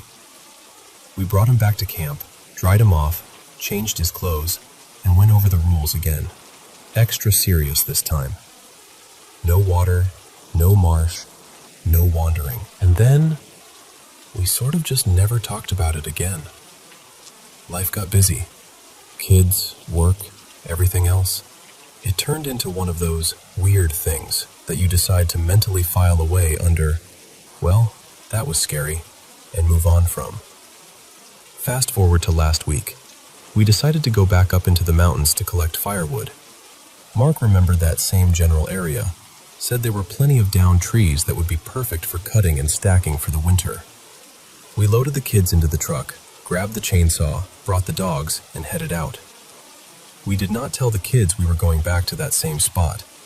We didn't mention we'd camped there before. As far as they knew, it was just another random trip to get firewood. We pulled up, parked in almost the exact same place, and the older kids jumped out right away. The dogs took off, thrilled to be out, doing their dog thing. But Jonah, now a year older, wouldn't unbuckle. He held onto his seatbelt and said, "I don't want to get out." Which was weird, because usually he's the first one launching himself out of the truck to go explore. I told him, "Hey buddy, it's okay. We're just getting wood. You can help Daddy stack it." He shook his head hard and said, "No, I'm staying in the truck." I finally convinced him to at least come stand in the open doorway to get some air, but he refused to put his feet on the ground. He stayed in the back, gripping the edge of the seat like it was a life raft. I crouched next to him and asked, "What's wrong? You usually love the woods." He looked out toward the trees in the boggy area and said, very quietly, "I'm scared of the bears." I tried to reassure him. I told him our dogs had been running all over, and if there were any bears, they would have scared them away. I pointed out that everything was loud and busy, not the kind of place a bear would be hanging out right that second. He got frustrated and his eyes filled with tears, and he said, "No, Mommy, not bears. The bear people." I felt this little chill run through me. "The bear people?" I asked. "Who are the bear people?" He took a breath and then described them, very matter-of-factly, as if he were telling me about kids on the playground. "They're little people. They're short, and their faces are squished and their noses go up and they have sharp teeth. They wear bear clothes." He kind of scrunched his own nose up as he said it, to show me. I didn't know what to say, so I asked, "Have you seen them before?" He looked at me like I was supposed to already know the answer. "They're the ones who took me last time," he said. "Remember?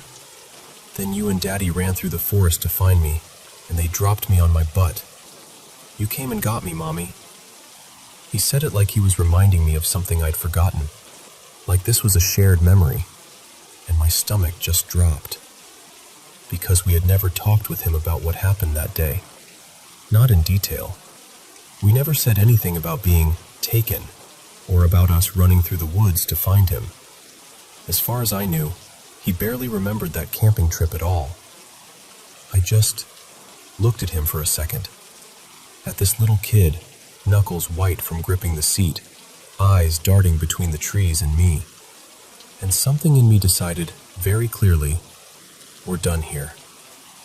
I told Mark we were leaving, right then. No firewood, no, let's just finish this log. We packed everything back into the truck, called the dogs, and drove away. I started reading about the area we'd been camping in, then about local native tribes, then their stories and legends. And I came across these old stories.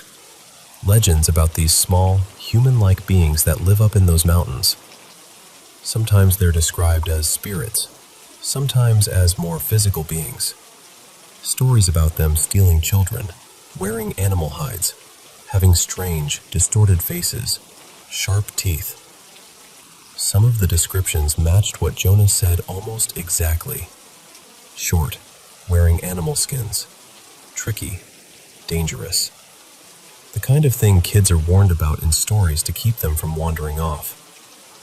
I sat there, looking at the screen, replaying his little voice in my head. They're the people who took me last time. They dropped me on my butt. You and Daddy ran through the forest to find me. I don't know what happened that day. Not really. I can try to explain it logically. Maybe he wandered farther than we realized.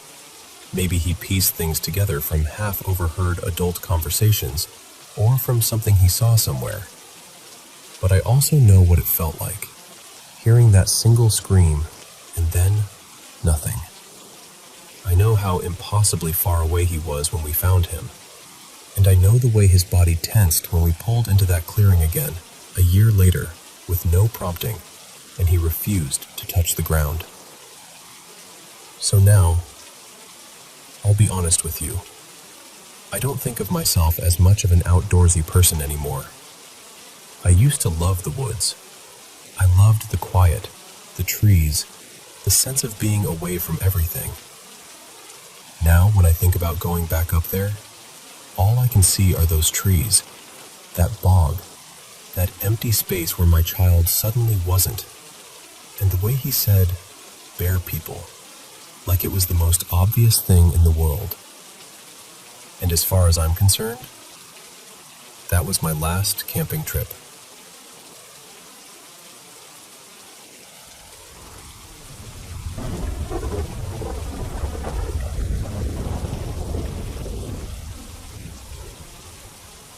So, let me just start at the beginning. It really kicked off when we moved into what we thought was our forever starter home. It was this little place right across from my old middle school.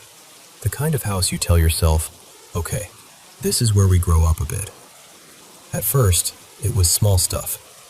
I'd be home alone, folding laundry or cleaning the kitchen, and I'd hear my husband's voice, clear as day, calling my name from the hallway. So I'd call back, "Yeah? What do you need?" And there'd be nothing. No answer. No footsteps. Just that heavy, crowded silence you get when you know you're supposed to be alone. It happened more than once. Honestly, more than 10 times. I'd hear him say things like, "Hey, come here a sec," or just, "Babe?" And when I'd check, he'd either be at work or in the other room with his headphones on, absolutely sure he hadn't said a word. Then came the legs. I'd be standing at the counter or at the sink, and I'd see, out of the corner of my eye, shoes and calves just behind me, like someone was standing close enough to reach out and touch me. I'd turn around, expecting to bump into somebody, and nothing. Just the empty kitchen, the empty hallway. It wasn't just me either. My husband started hearing me when I wasn't there. He'd be home alone and swear he heard my voice in the bedroom or in the hallway. I'd be at the store or at work or in the shower with the water running, and he'd swear I'd just said his name. Now, he does have a mild schizophrenia diagnosis, so hearing things isn't totally new for him. It's something we've lived with and managed together. But this wasn't the usual pattern. It started happening way more often than normal. He told me, "This doesn't feel like my usual stuff. It feels external, like it's in the house." And that's when we found out about the land. So our place stands on what used to be part of a burial ground that was supposedly moved a long time ago. According to the paperwork, everything was handled properly, according to the religion that ran the cemetery. All respectful, all taken care of, at least on paper. Let's just say it didn't feel taken care of from inside that house. Things escalated, fast. I started getting really sick. I'd already had my gallbladder out a couple of years ago, so I know that pain. And this felt exactly like a gallbladder attack, except it made no sense. I couldn't keep food down. Sometimes even water made me nauseous, and sleep just stopped being a thing. I'd lie there for hours, exhausted and wired at the same time. And my mood? I was angry all the time. Not just irritated, like bone-deep rage and sadness that didn't match what was actually happening in my life. Little things would happen, and I'd react like the world was ending. I'd cry for no reason. I'd snap at my husband over the tiniest stuff. One night, he just looked at me and said, "Something is really wrong. This isn't you. We need a break. We're going to go stay with family for a few days." So we did. We packed bags and left the house for a long weekend. I was half convinced I'd feel just as awful there, because hey, if it's my body, I'm taking my body with me, right? The first night away, I slept for 12 hours straight. 12. I can't remember the last time that happened. And it wasn't just sleep, it was peaceful. No weird dreams, no feeling watched, no waking up in panic. Just quiet. My husband looked at me and said, half joking, half serious, "You look like you just got your soul back." The weirdest part? While we were away, he didn't hear my voice once. Usually, back at the house, he'd hear it a couple of times a day. Little phrases, my name, something from another room. But on that trip, silence. Just family noise and normal life. We went back home the following Tuesday because we had arranged for someone religious, a spiritual leader, to come and help us. We were hopeful. We thought, okay, maybe this will calm things down, bless the house, clear whatever's lingering. Yeah. No. If anything, that made it worse. After the visit, the house felt heavier. My sleep went bad again. My stomach started acting up, and my husband's experiences ramped up too. More footsteps, more voices, more shadows that didn't quite match anything that should have been there. Around the same time, my husband got an offer from one of the big tech companies. They'd been scouting him for a bit, and finally it turned into a real opportunity in another city. We just looked at each other and knew this was our exit. We said, okay, that's it. This is our sign. We're leaving. So we moved, packed our lives into boxes, did what we had to do, and got out last month. I didn't post an update for a while because, honestly, I wanted us to settle and breathe first, to see if things actually stayed quiet. And they have. Our new place? No voices. No legs behind me. No sudden waves of hatred or despair. We're still dealing with life, of course, but it feels like our emotions again, not something being projected onto us. Now, about the old house. We didn't sell it. We could have, but both of us had this gut feeling that it wouldn't be right to just hand it over to some unsuspecting family and walk away. We couldn't stand the thought of kids moving in and going through what we went through. So for now, it's staying vacant. It's still technically our home, but it's more like a question mark. We're waiting, hoping we can get real answers someday, some kind of resolution that actually feels like closure. Spiritually, emotionally, all of it. In the middle of all this, I changed morgues. I still work around the dead, just new city, new building, new coworkers. And let me tell you, they are not shy. They've already started telling me what they experienced down there. Little stories, strange noises, things moving when nobody's around. I still keep in touch with my old morgue, too. I had a spirit there I called Lena. She sort of became my favorite, if you can have a favorite ghost. The team promised they'd keep her company and keep me updated on her and the other spirits that hang around. So now I'm in this weird in-between. We have the haunted house we left behind, the new morgue full of stories just starting, and the old morgue with its own little spirit family that I still hear about. And that's why I'm here, talking to you. If you're up for it, I want to share all of it. The house, the morgues, the quiet moments, the downright terrifying ones. Not to convince anyone of anything, but just to tell you what we've lived through, as honestly and warmly as I can. Because whether you believe in ghosts or not, I can tell you this much. Some places remember, some places hold on, and sometimes the kindest thing you can do, for yourself and for them, is to listen. Say, I hear you, and then choose somewhere else to lay your head at night.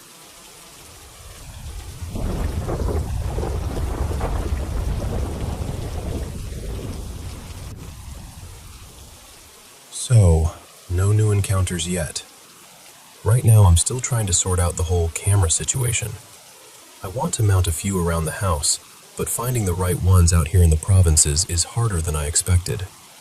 And even when I do find some, all the walls in this house are cement, so drilling into them is a whole project by itself. On top of that, I still need the owner's permission before I start sticking holes in his house, so that's another hurdle. Anyway, while I'm waiting on the cameras, I've been digging more into the history of this place. And the lore, I guess you could call it. I found out this house has been blessed 5 separate times over the years by 3 different kinds of pastors. 1 born again, 1 Catholic, and 1 Pentecostal. The Philippines has this really strong Christian influence from Spanish colonization, mostly Catholic. But the owner of this house is Pentecostal. After all those blessings, the activity apparently calmed down a bit, but it never fully stopped. The spirit I've started calling the slack-mouthed lady still shows up from time to time. Let me tell you about one of the older encounters. This happened around 2009, late at night. My partner, let's call her Lila, has a younger sister.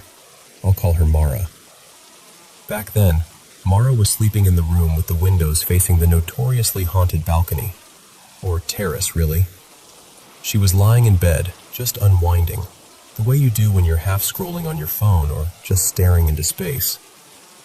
At some point, she glanced toward the window, and there, pressed against the glass, was the same face I saw the other night. Mouth slack and slightly open. Long, straight black hair framing this unnaturally pale face. And she wasn't just looking in the window. She was locked on to Mara, like she was staring straight through her. Before Mara could even react, before she could scream or move or anything, the figure phased through the window. That's how she describes it, and grabbed her upper thigh. Not a tap, not a brush, a full, hard grip. Mara jolted away with that instinctive kind of panic your body goes into when something is wrong and you don't understand it yet. And just as suddenly as the woman had appeared, she was gone.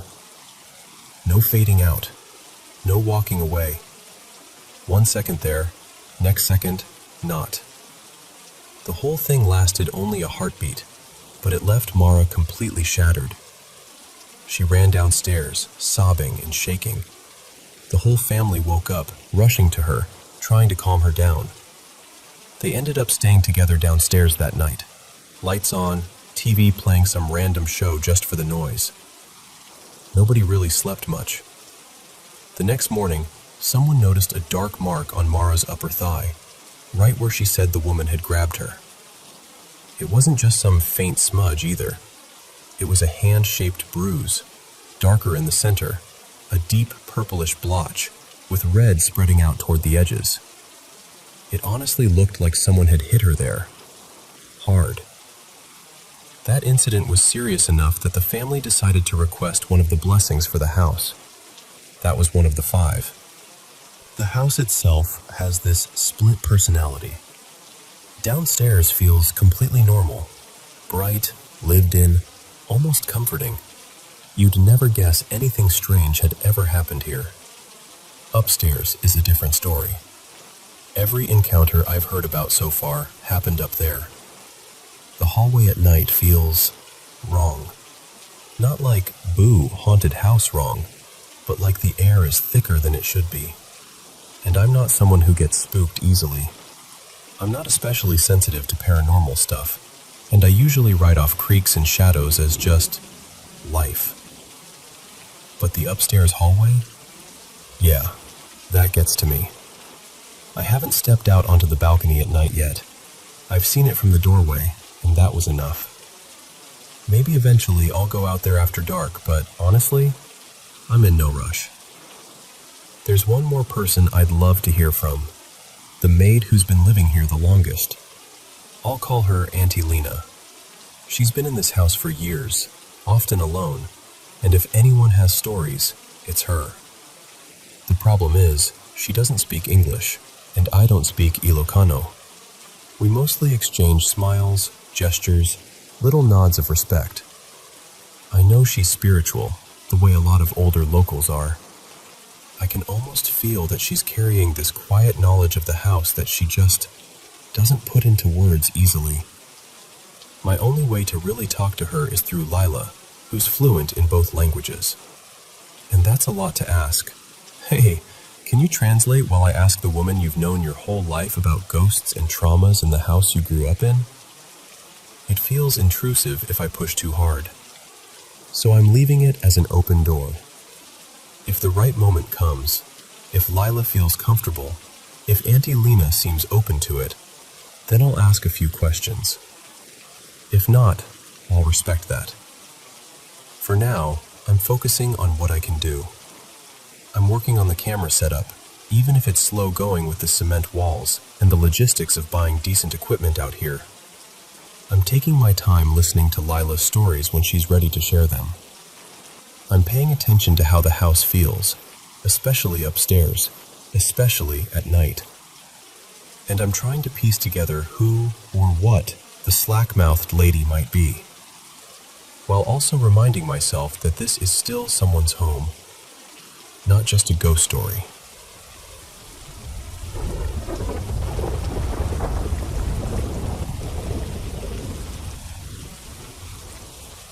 So, I always feel a little shy telling this story, but I promise you, it's true. Back when I was around 14, we were living in this small town in the Philippines, in an old house my grandparents left to us. This was maybe 3 years before my mom, Elena, passed away. My mom used to tell us that she felt off in that house. Not just creepy old house off, but like somebody was there with her when no one actually was. She'd say, "I keep seeing someone walking past me, just here," and she'd point to the edge of her vision. But when I look, no one's there. At first, we kind of joked about it. You know, maybe it's just your imagination, Ma, that kind of thing. But it wasn't just her. Every now and then, visitors would say things like, "I thought someone just passed behind me," or, "I felt like someone was standing in the hallway." They'd laugh it off, but you could tell it bothered them. Because of all that, my mom decided to call this local healer. People here just called him Mang Rodel. He came over one afternoon with a small bag of things, incense, some oils, and these tiny folded paper prayers. I still remember the smell of the smoke filling the house. He walked from room to room, burning incense, mumbling prayers under his breath.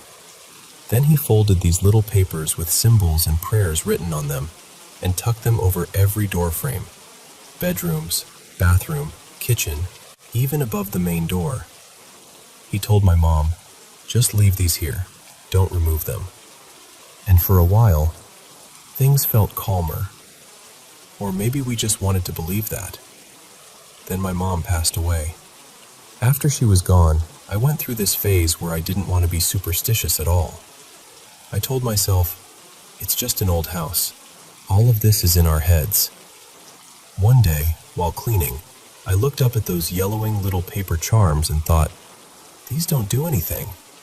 So I climbed up on a chair and took them all down, every single one. About a week later, something happened. I remember waking up in the middle of the night because I heard laughing. Not full-on loud laughter, more like a child giggling and the sound of light footsteps, like someone jumping or skipping around in the hallway.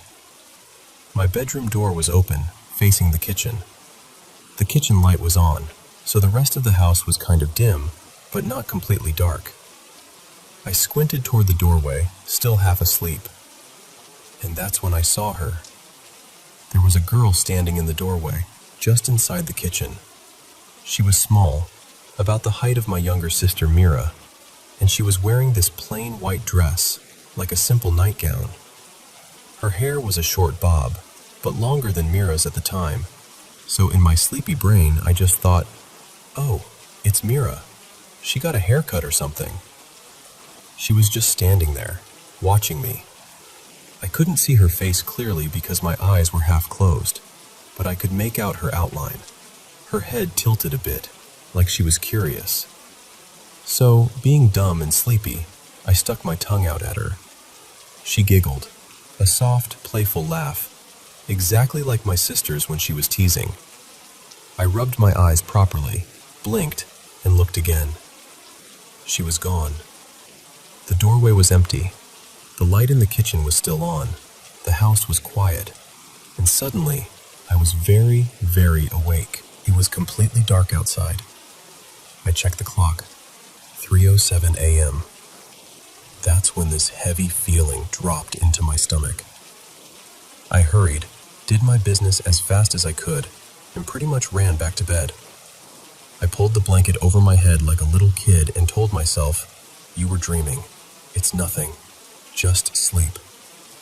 The next morning, I told my older sister Leah what happened. I expected her to freak out with me, but she just kind of shrugged. "Maybe you were still half asleep," she said. "You know how dreams and real life can mix."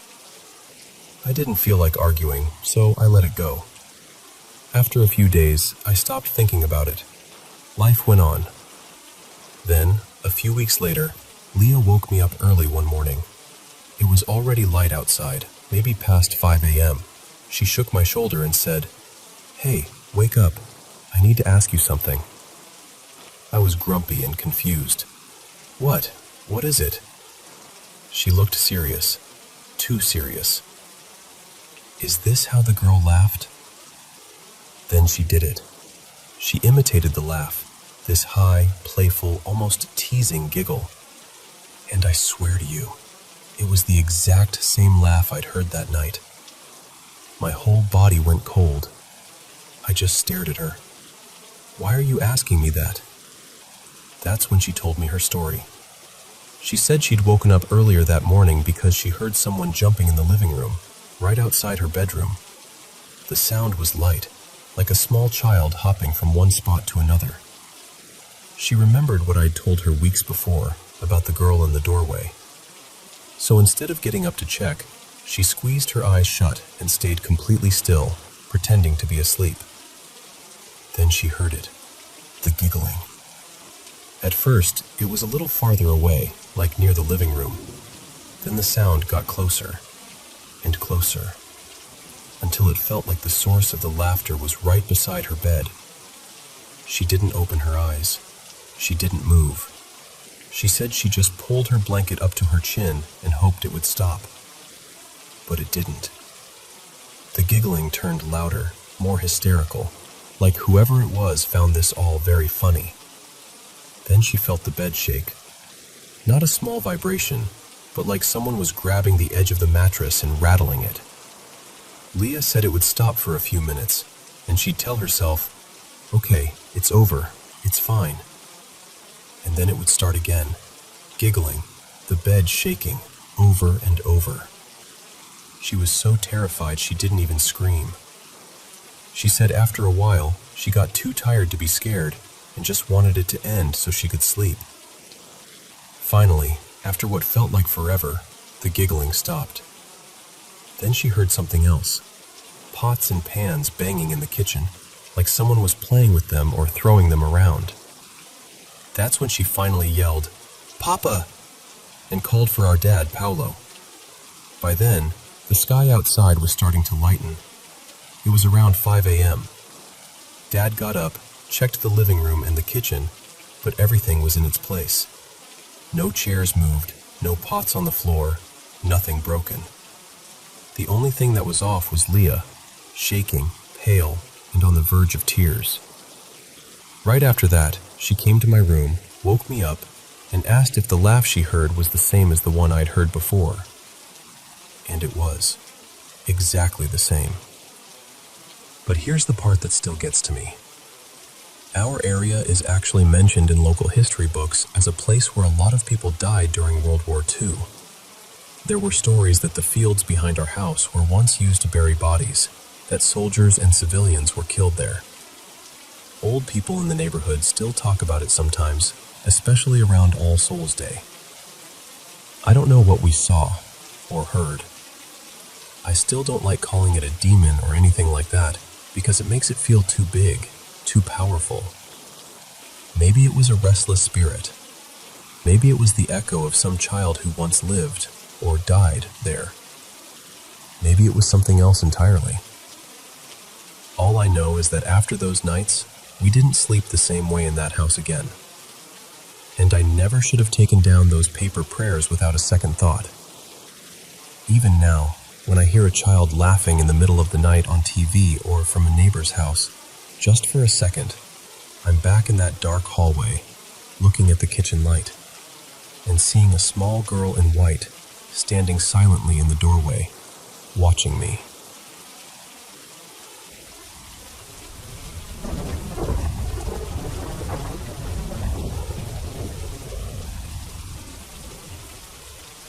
Hi. So, I'm just going to talk to you like we're sitting in the same room, okay? I'm 17 now, but all of this started when I was about 9. Back then, my family still lived in this very old house, around a century and a half old.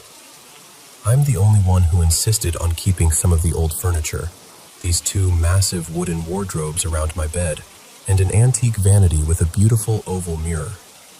My mom has always refused to hang the mirror up on the wall. She just says, "It gives me a bad feeling," and leaves it leaning against the inside of the wardrobe. This house has seen a lot of people come and go. There were births in what is now my brother's room, and at least 1 death in mine. I've always kind of felt that. When things really started, I was in 5th grade. My grandmother, let's call her Elise, was going through this horrible divorce from my grandfather. She fell into a deep depression. She'd stay up late watching really dark, morbid stuff. During a school vacation, I stayed at her apartment for a week. One night, when it was just the 2 of us, she put on this playlist of true paranormal videos. I told her I was scared, but she laughed it off and said, "Come on, you're brave. Watch with me." She didn't force me in a violent way, but she pressed and pressed until I gave in. Those images got burned into my brain. Even now, if I close my eyes, I can still see some of those scenes. After I went back home, I couldn't sleep the same way again. I kept my lamp on for at least 3 months.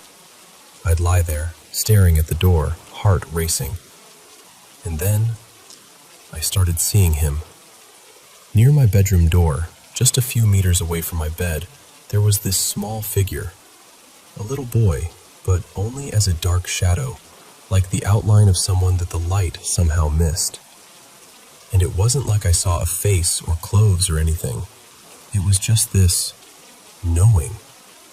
I always say, I saw and I just knew. I knew he wasn't trying to hurt me. Harmless, curious maybe. So after a while, I stopped panicking. I'd see that shadow at the door once in a while, whisper, "Good night," under my breath, and eventually fall asleep. For a long time, there were just little things, feelings, presences, sounds I couldn't quite explain. Then, during lockdown, I had my first big experience in the house. Picture this: all my windows closed, no draft, door shut, no fan, no AC. I was sitting on my bed scrolling on my phone, and on a shelf in front of me there was this foam dart, like the refill kind my brother used for his toy guns. Suddenly, it started to move. Not fall. Move. One side lifted up, and the dart began swinging left to right, like a compass needle searching for north. I froze. Then I did that thing where you blink really hard, like maybe your brain will reboot. It didn't stop. It just kept gently swinging. I grabbed my phone and started recording. Of course. I took the dart, put it in different places, watched it lie there normally, then put it back where it had been. And again, it started moving. When I showed the video to my mom, she shrugged and said I must have bumped the shelf or something. She didn't believe me. For a few months after that, everything seemed quiet. But then, in less than a year, my mom, my brother, and I each lost something very personal, in really weird ways. My mom left a pair of earrings on her nightstand, these small gold ones she loved. In the morning, they were gone. She turned the entire room upside down, under the bed, between the boards, in the drawers. Nothing. I also lost something of mine. I think it was a little pendant I used to wear all the time. I remember the feeling more than the exact object. That shock of, but I always put it right here. I should tell you, I'm Catholic. I don't get to Mass as often as I'd like, but faith has always been a part of my life. At a Catholic camp a couple of years ago, during Mass, I was staring at a candle near the altar. The flame suddenly looked different, larger, brighter, with this strange softness around it. It didn't take on a human shape or anything, but again, I saw, and I just knew. I knew it was my guardian angel. I saw that same presence again, months later, in the flame of a candle I was given at Christmas. It was like the light itself was aware of me. I've always been sensitive to that kind of thing, even before I really believed it could be real. But about a year ago, everything intensified. My bedroom door, for example. When I'm in my room, it has this habit of slowly opening by itself. Not with a creak or a slam, just the handle turning, and then the door gliding open. If someone else uses my room, though, it stays perfectly shut. My mom even commented once, "Funny, your door never does that with me." And I had to force a laugh.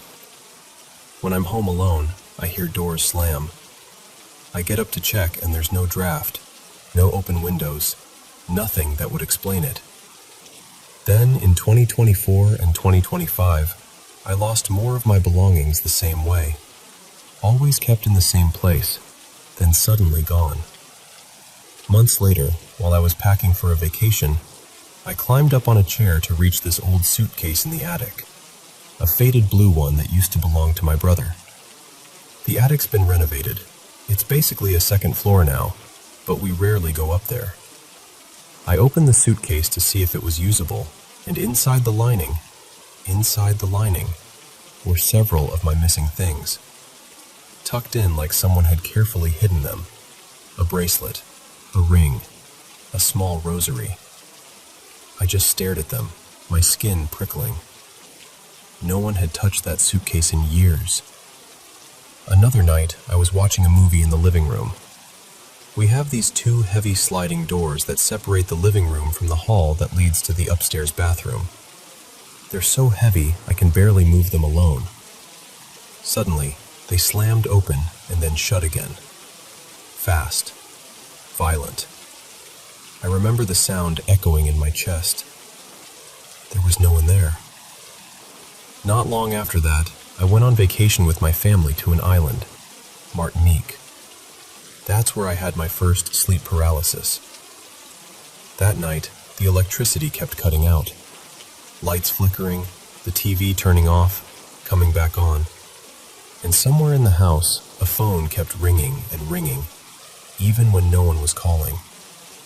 It was this shrill, old-fashioned ringing that made my nerves buzz. I'm terrified of the dark, but I told myself, okay, you can do this. And I went to unplug the phone. As I reached for it, my mom appeared from the hallway. She'd heard it too and had come to do the same thing. We laughed nervously, unplugged it, and went back to bed. As I started to drift off, I felt this heavy pressure all over my body.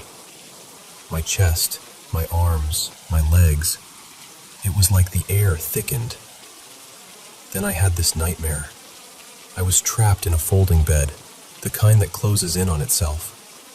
The mattress and frame were pressing inward, crushing me. I woke up, or I thought I did, but I couldn't move. I was lying on my back. I couldn't scream. My mouth wouldn't open. My body wouldn't respond. And at the foot of my bed stood a figure. It was blindingly white, surrounded by a yellow halo of light, so bright it hurt. No clear face, but it felt intelligent, focused on me. And again, I saw, and I just knew. The figure moved toward me, then shifted to my left, heading toward the opening of my mosquito net. Just as it was about to reach it, I jerked awake a second time, gasping. This time I could move, and I burst into tears. I told my mom everything. For the first time, she really believed me. Later that year, we went on a family retreat to Lourdes with a community that organizes pilgrimages. We stayed in this run-down, overpriced little hotel. The moment I stepped into the room I was sharing with my brother, let's call him Lucas, I felt wrong. The air felt thick, and I had this deep unease in my stomach. The first night, it was just small noises, taps from the bathroom, like someone walking around. I told myself it was just the pipes. The second night was different. Sometimes, when I'm half asleep, I feel the slightest shift in my mattress if my cat jumps on it. This was like that, except 1,000 times heavier. In the middle of the night, I felt the mattress beside me sink down, as if something big and heavy sat down right next to me. My body literally rolled a little toward that side. Weirdly, I didn't feel emotion at first. I was too stunned. Then I tugged lightly at the covers, and as soon as I pulled, the weight lifted. When I let go, it came back. This happened more than once. I knew it wasn't Lucas. He was in the other bed, breathing deeply in his sleep. There was clearly no one beside me. The next day, I went to a talk by a priest on the occult. I didn't know it was going to hit so close to home. He described different forms of demonic influence and the symptoms people sometimes report. Presence in a room, unexplained noises, sleep paralysis, obsessions, strange losses of objects, a mix of spiritual experiences and fear. As he spoke, memory after memory flicked on in my mind, like someone was turning on lights in a hallway. When the talk was over, I went to speak to him. I told him as much as I could without breaking down. He listened quietly and then suggested something called the Prayer of the Brothers, a kind of intercessory prayer. He also recommended I pray the Canticle of Zechariah each night and turn often to Mary. So I did. For about 3 weeks, I prayed that canticle before going to bed. I also started praying to Mary every night, just talking to her the way I'm talking to you now. During one of those Prayer of the Brothers times, a woman put her hand gently on my shoulder and prayed over me. At one point she said, "Lord, visit her tonight. Show her you're with her." That evening, when I went to close the window, a butterfly flew in. Not a moth, a butterfly.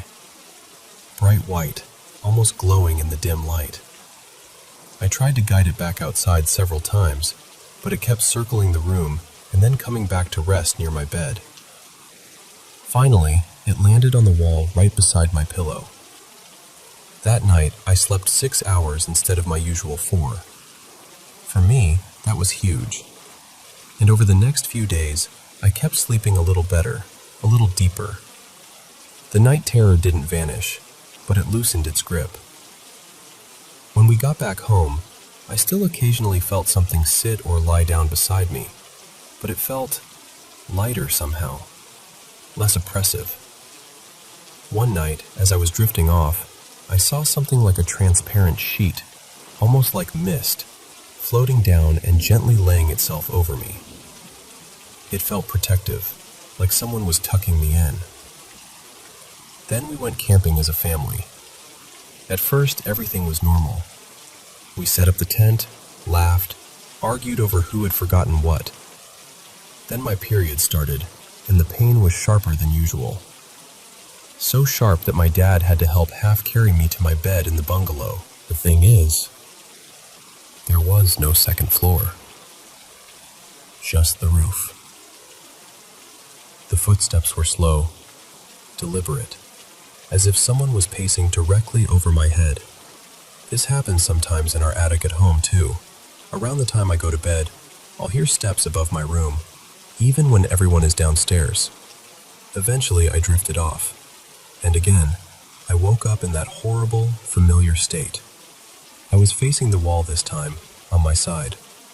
I couldn't move, couldn't speak. I tried to scream for my parents, but nothing came out. Behind me, the mattress dipped down, like someone lay down right up against my back. I felt the weight, the presence, and this time the fear was even worse than in Martinique. My whole body hurt. My legs, my arms, my spine. Not like cramps or normal pain, more like being squeezed from the inside. If there was any mercy that night, it was that I didn't see anything. If I had, I honestly think I would have lost it. After that, the rest of the trip went by without anything unusual. But when we came back home, things started happening again.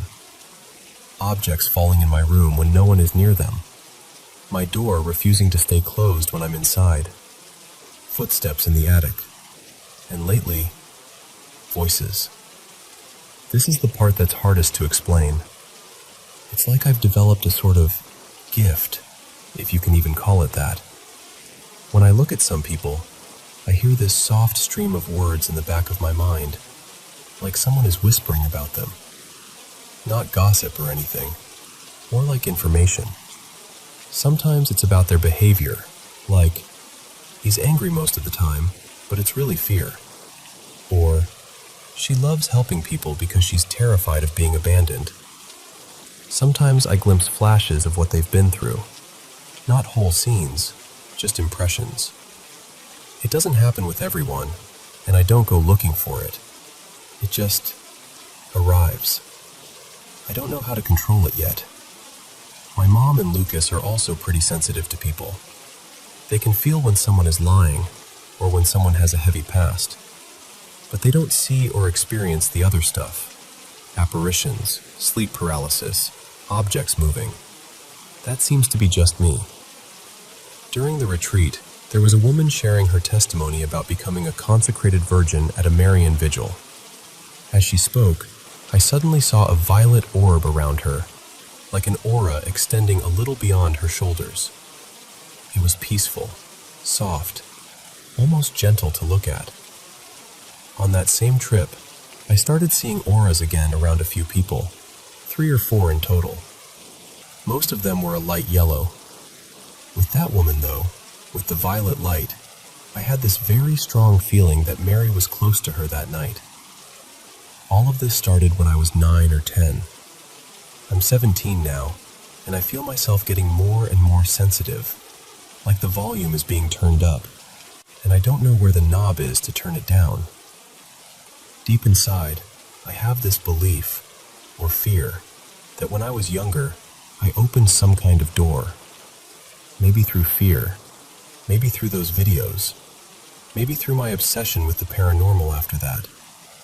And something stepped through. Maybe more than one thing. Some of it feels protective, some of it feels neutral, but some of it feels like it wants to take hold of me.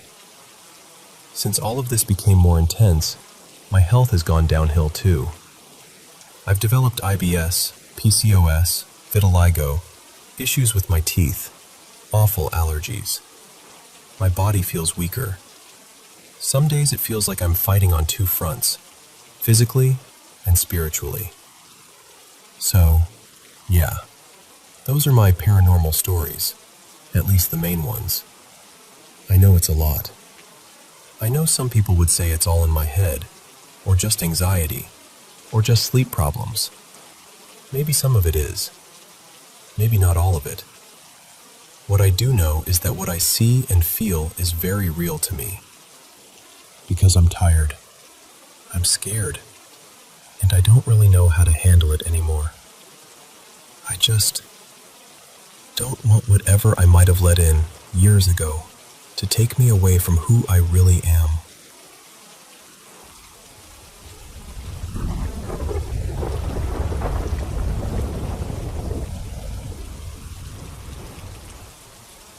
Okay, so let me just take a deep breath and walk you through this, like you're sitting here at my kitchen table with me. This all started back in 1994, in this little rental house my husband Eric and I had moved into. I was pregnant with our second child at the time, our daughter, and we were getting ready to go to a birthday dinner at my mom Carol's place. It was early evening. I was in the living room, big as a house, standing over our old love seat, folding laundry into these little piles. Socks here, baby clothes there, towels on the arm of the couch. Eric was in the kitchen behind me, rinsing off the silverware in the sink. I had my back to him, but I could hear everything. The clinking of forks and spoons, the water running, him moving around. Now, you have to understand something about Eric. At that time, we had never been the arguing type. He was this quiet, gentle guy. In all our years together, he had never raised his voice, never raised a hand, never even slammed a door in anger. We were just good, solid. We'd been in a good mood all day, joking around, getting ready to go see my family. So I'm there, folding tiny onesies and little t-shirts, and after a minute or two, I realize I don't hear the water or the silverware anymore. It's just quiet behind me. I figured he'd finished and was drying his hands or something. And then, out of nowhere, I hear this sharp whoosh through the air, like something cutting through it, and a split second later, bam! Followed by this weird, vibrating, bouncing kind of sound. I look down. There's a big kitchen knife. Not a little paring knife, I mean a full-on chef's knife, sticking blade first into the cushion of the love seat, right between my feet. If I had taken even half a step back, it would have gone into my leg or worse. It was buried in the cushion. I froze. My brain was trying to catch up with what my eyes were seeing. I turned around, slowly, and looked at Eric. He was standing there at the sink, but he wasn't rinsing dishes anymore. He was facing me. His hands were at his sides, clenched into fists. His jaw was tight, and the look on his face, it was pure hate, rage.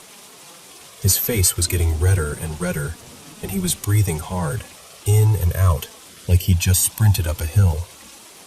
I remember thinking, this is not my husband. This is not the man I know.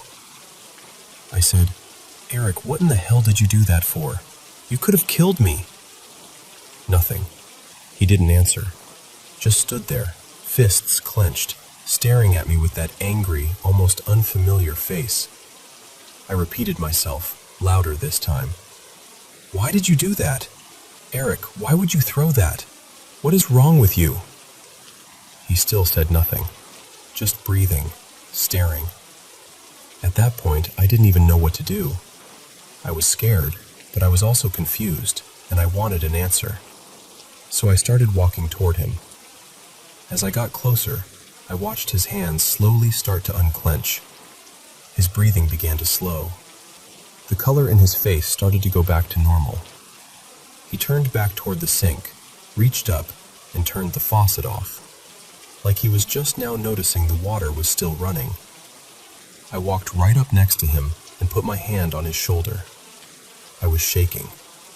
My eyes were filling with tears because none of this made sense. He turned and looked at me, and suddenly he smiled, like his regular, gentle smile, and I could feel my face just crumple. I must have looked completely confused and hurt. I said, Eric, why did you do that? You threw a knife at me. Why?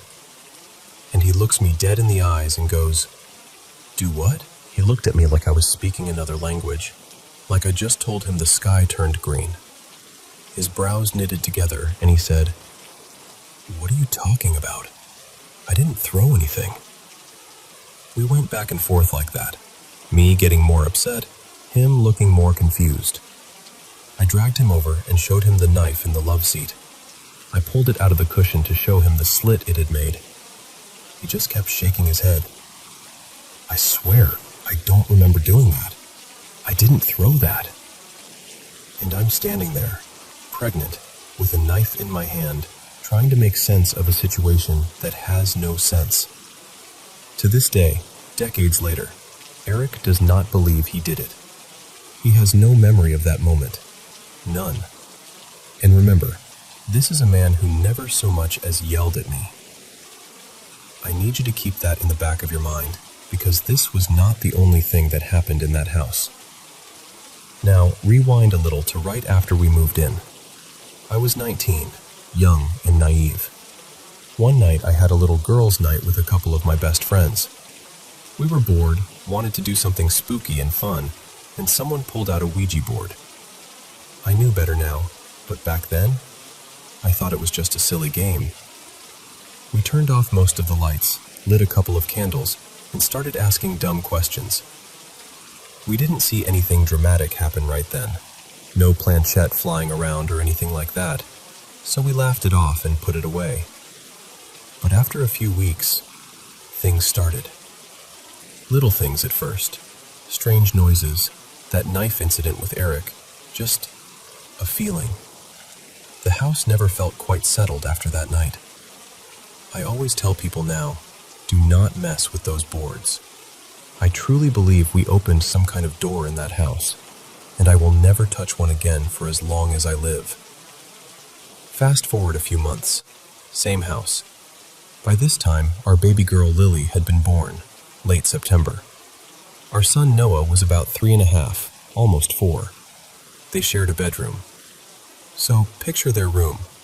In the left corner as you walked in, we had Lily's crib.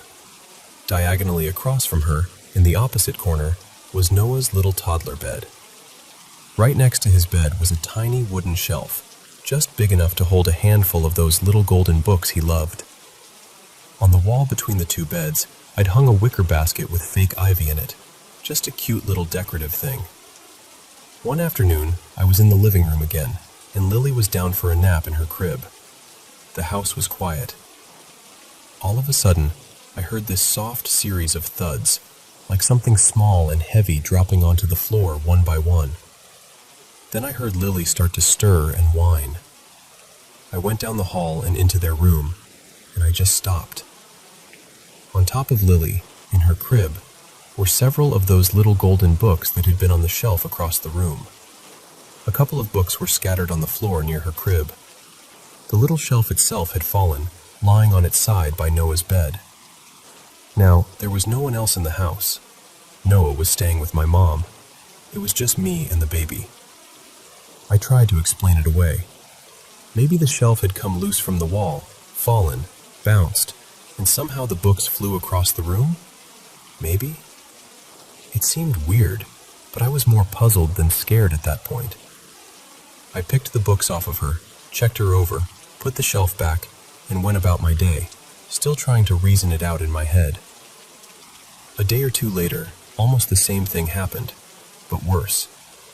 This time, I didn't hear the little thuds. I just heard Lily suddenly start crying, that panicky little baby cry. I went in there and froze again. Again, no one else was home.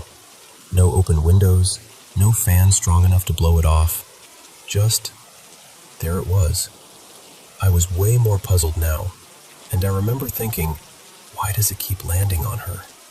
Why does it keep ending up on my baby? I still didn't jump straight to paranormal. I was trying so hard not to. Instead, I did what any young mom would do.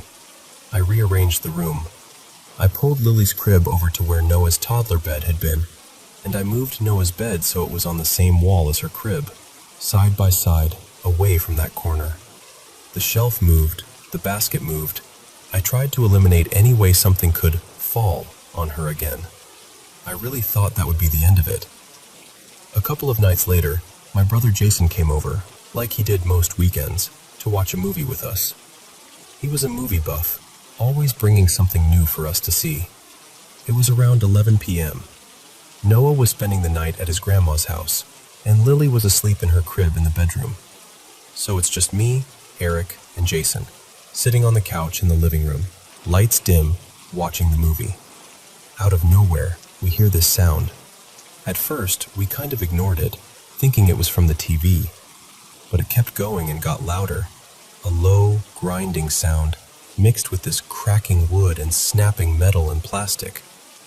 It was such a strange combination of sounds that all three of us instinctively reached for the remote at the same time.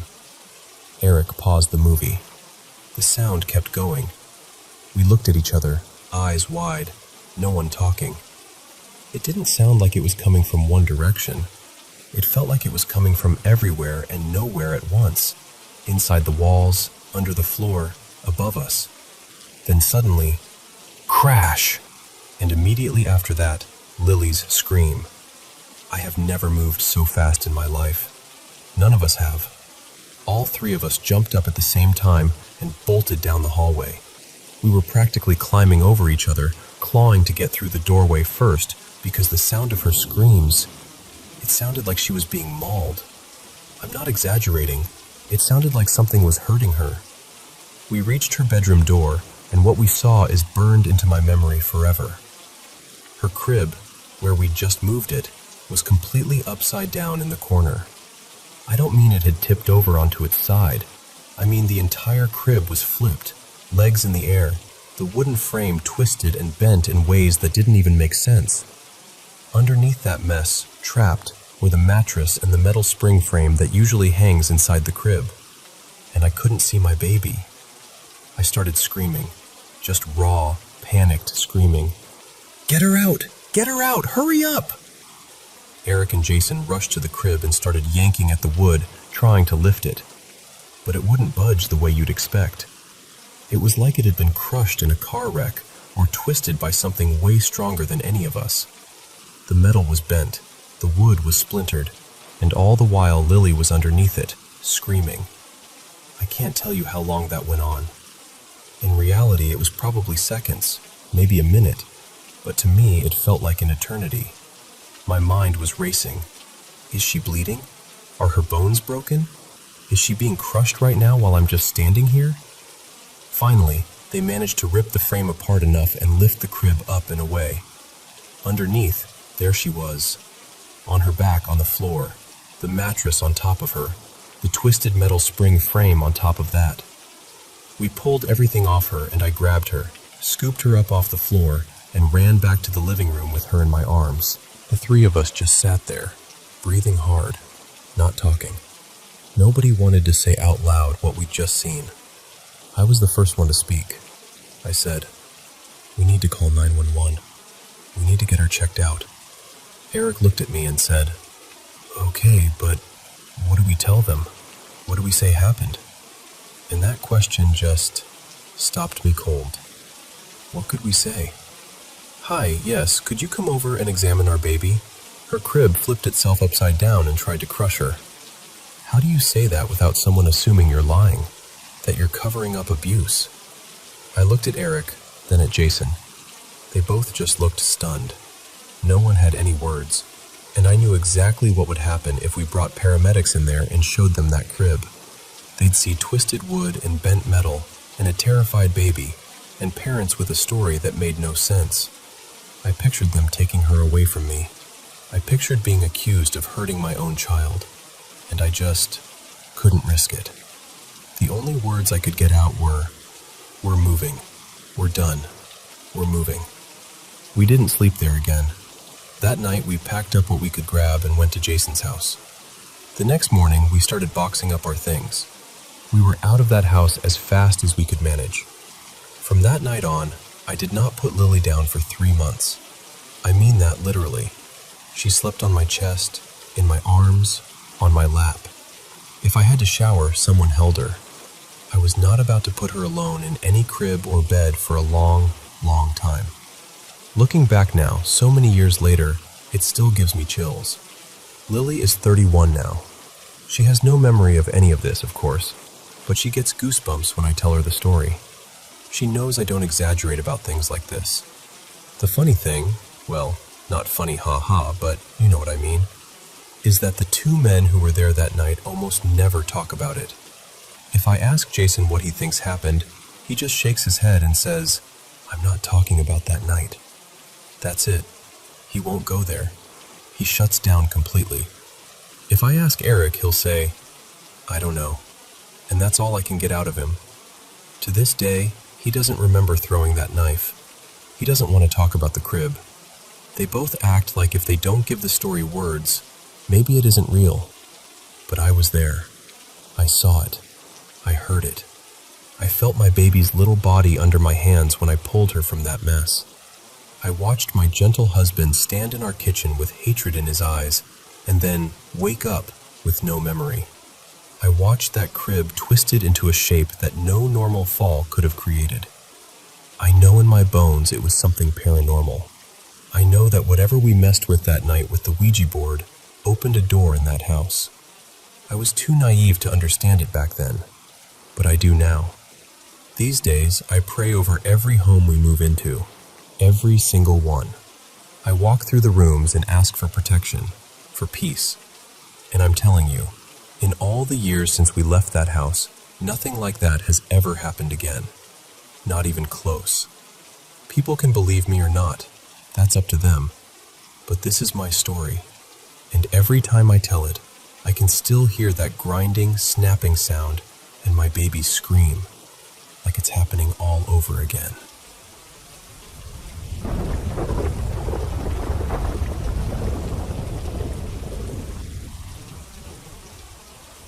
So, let me take you back for a second. I was about 12, maybe almost 13, and I was having this sleepover at my old house. It was me, my 2 cousins, and our friend. For privacy, I'll call them my younger cousin Nora, my older cousin Riley, and our friend Mara. It started off super normal. We did exactly what a bunch of kids do at a sleepover. Too much junk food, bad horror movies we weren't really old enough for, whispering about crushes, making each other laugh until someone snorted. It was just that perfect, cozy chaos. The only weird thing that night was Mara. At one point, way later, she tells us, "Oh yeah, I heard knives moving in the pantry last night." But she says this the next morning, not in the moment. Not, "Hey guys, there's a knife ghost in the kitchen." No, she just casually drops that little horror nugget over breakfast. So the next morning, my parents head out to run errands. They're like, "We'll be back later, you 4 behave." And suddenly, it's just us alone in the house. We're in the living room, half watching some random show, half talking, when Mara kind of tilts her head and goes, "I hear it again. The knives, they're moving." Instant chills. We all look at each other like, "You're kidding, right?" But she's not joking. So what do a bunch of scared but overconfident kids do? We investigate, obviously. We troop into the kitchen like a tiny, unarmed SWAT team and check the knife block. Nothing looks out of place. No open doors, no broken windows, no creepy dude hiding under the table. Still, we're freaked out enough that we each grab a knife, like that was going to help us, but it made us feel better, and we walk around the house checking rooms. Nothing. No one. So we put the knives back, trying to act normal, and shuffle back to the living room.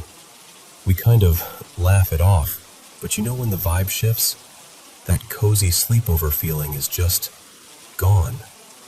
Everything feels just a little too quiet. A few minutes later, my younger cousin Nora suddenly sits up and goes, "Okay, now I heard it." We're like, "Heard what?" She points toward the kitchen. "The knives. Again." At this point, we're freaked out, but also a bit annoyed that the knives are the main character now. So we all go back to the kitchen.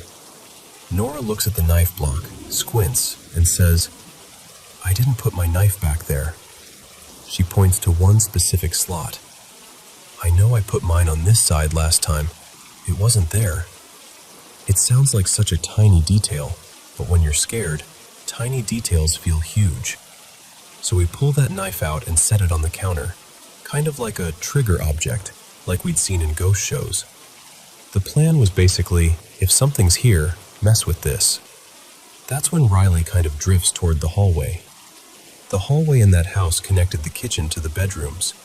In the daytime, it was just a hallway. But right then, it felt like a tunnel in a horror game. Riley stops just at the doorway and says, very quietly, "There's something out here. It feels cold, dark." And she meant it. It wasn't dramatic. It was just matter of fact. She scoops up my cat, Milo, and walks a few steps into the hallway. The three of us are just standing in the kitchen watching her, not sure if we should follow. Milo is usually the chillest cat ever. Total purring, limp noodle cuddle bug. But the second Riley steps a little deeper into the hallway, Milo goes rigid. His eyes lock on this random patch of empty air, and he starts this low, rumbling growl I had never heard from him before. That's when my stomach dropped. Riley turns around and looks at me, and she's like, "Come here, just for a second. You need to feel this." So I walk over, very much against my own survival instincts, and the moment I step into the hallway with her, I get it. The air changes. It's like stepping into a freezer that's also somehow underwater. The light feels heavier, if that makes sense. My chest tightens, my ears ring, and I suddenly feel like I'm about to either faint or throw up. Maybe both. I remember just, I don't like this. I don't like this. Apparently, I went really pale because Nora and Mara grabbed my arms and basically yanked me back into the kitchen.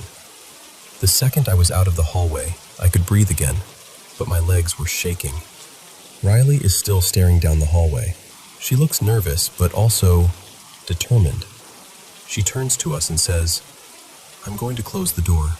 If I don't come out in 5 minutes, come get me." And before we can talk her out of it, she closes the kitchen door between us and the hallway. So now it's just me, Nora, and Mara alone in the kitchen, staring at that closed door, clutching each other and listening for anything. We don't hear a thing. No footsteps, no voices, no thuds, just silence. Those 5 minutes feel like half an hour. I'm watching the clock on the microwave, heart pounding, counting down the seconds. When the 5 minutes are up, we look at each other like, we have to go in there, don't we? So we open the door and step back into the hallway. Riley is standing there, a few feet down, turned slightly away from us, just staring at the far end of the hall. Her face is completely blank. Her shoulders are tense, and her eyes look wrong. Like she's there, but she's not. You know when someone is spacing out, but this was more than that. She looked empty. We rush over to her and try to pull her back toward the kitchen. She's solid, like she's rooted to the floor. For a few seconds, she doesn't react to us at all. Then she starts talking. But the voice that comes out of her doesn't sound like her. It's her voice, but the rhythm, the tone, it's off. Too slow, too flat. She says, "My name is Lila. I was born in 1959. I died here. My father held me down and cut me. I bled, and no one came."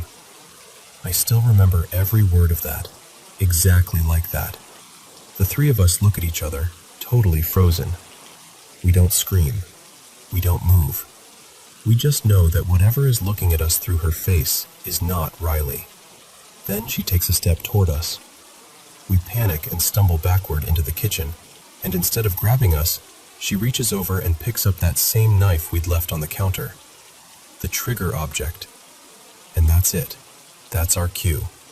All three of us bolt. We run out the front door, down the street, barefoot, crying, shaking, just full-on sprinting to Nora and Riley's house, which was only about a block away.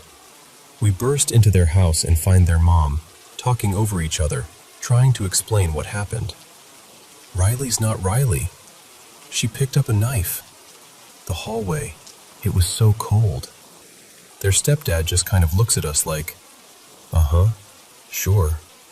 You could tell he thought we were just being dramatic kids. But their mom? She believed us. Or at least, she believed we were scared, which honestly was enough. She grabs some sage and says, "Let's go." So we all walk back to my house together. I remember my hands feeling like ice, even though it was a warm day. When we get there, the front door is slightly open. Riley is walking out just as we arrive. She sees us and just goes, "Why do I feel so sick? What happened?" She doesn't remember picking up the knife. She doesn't remember introducing herself as Lila. The last thing she remembers is closing the kitchen door. Riley's mom doesn't waste any time. She goes into the house and starts walking from room to room, burning sage, saying out loud, "Anything dark, anything evil, you are not welcome here. You need to leave and never come back." We all stand clustered in the living room, watching her like she's performing surgery on the house. And here's the part that still messes with me. After that day, the house felt normal again. No more cold spots. No more strange noises. No more weird vibes in the hallway. My cat went back to being his usual lazy self. It was like something heavy had finally let go. And Mara? Once she stopped coming over, it all just quieted down. I can't prove anything, obviously, but I've always had this feeling that something had latched onto her first. Like it followed her in, saw a house full of loud, distracted kids and thought, "Perfect, time to play." Maybe it used her to stir everything up, to get our attention. Maybe it just waited for an opening. All I know is that it found one in that hallway, and it used Riley as a mouthpiece to tell us its story in the worst possible way. Even now, thinking about that day, it still gives me chills. Every time I walk down a quiet hallway alone, there's a tiny part of me that remembers how that air felt. Too cold, too heavy. And I can't help but wonder who else's story is waiting in the dark, just looking for a voice.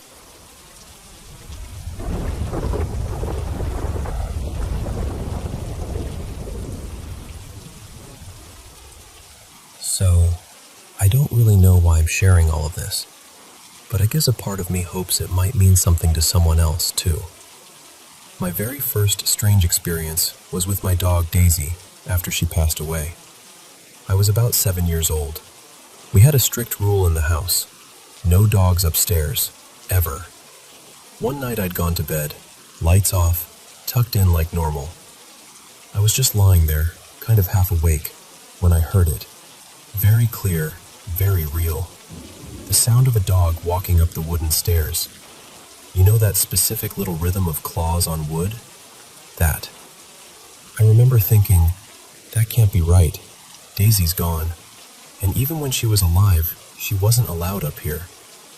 The footsteps reached the landing, and my bedroom door was slightly open. Then, instead of seeing a dog walk in, I watched this soft, silver mist drift through the doorway. It moved in a way that felt intentional, like it knew where it was going. The mist gathered beside my bed and slowly shaped itself, head, ears, body, into the outline of Daisy.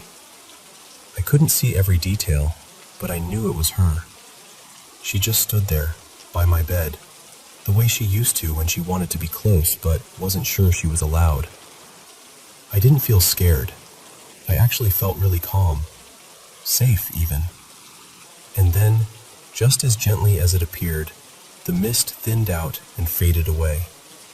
The room was dark and quiet again, and I just lay there thinking, did that really just happen?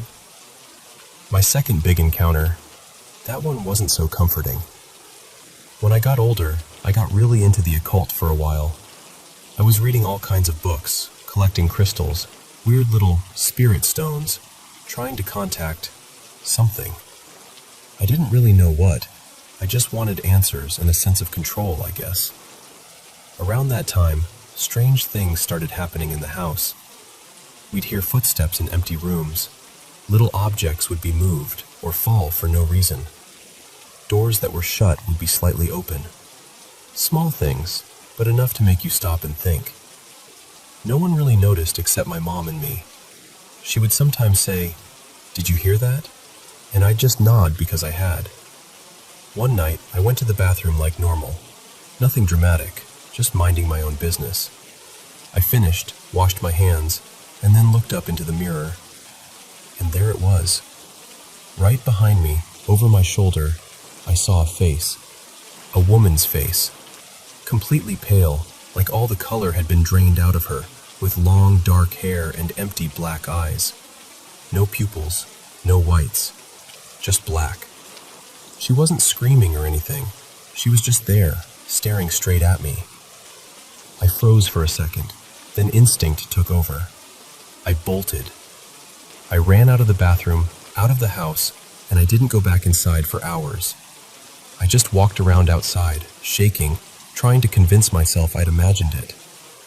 But the image of that face in the mirror was so sharp, so clear. I can still see it if I think about it too hard. The third experience was different. It involved other people, in a way that made it harder to brush off. I went to this drop-in group seance one evening. Nothing fancy, just a small group in a rented hall above a cafe, with a medium leading the session. I didn't say much about myself, and nobody there really knew anything about me.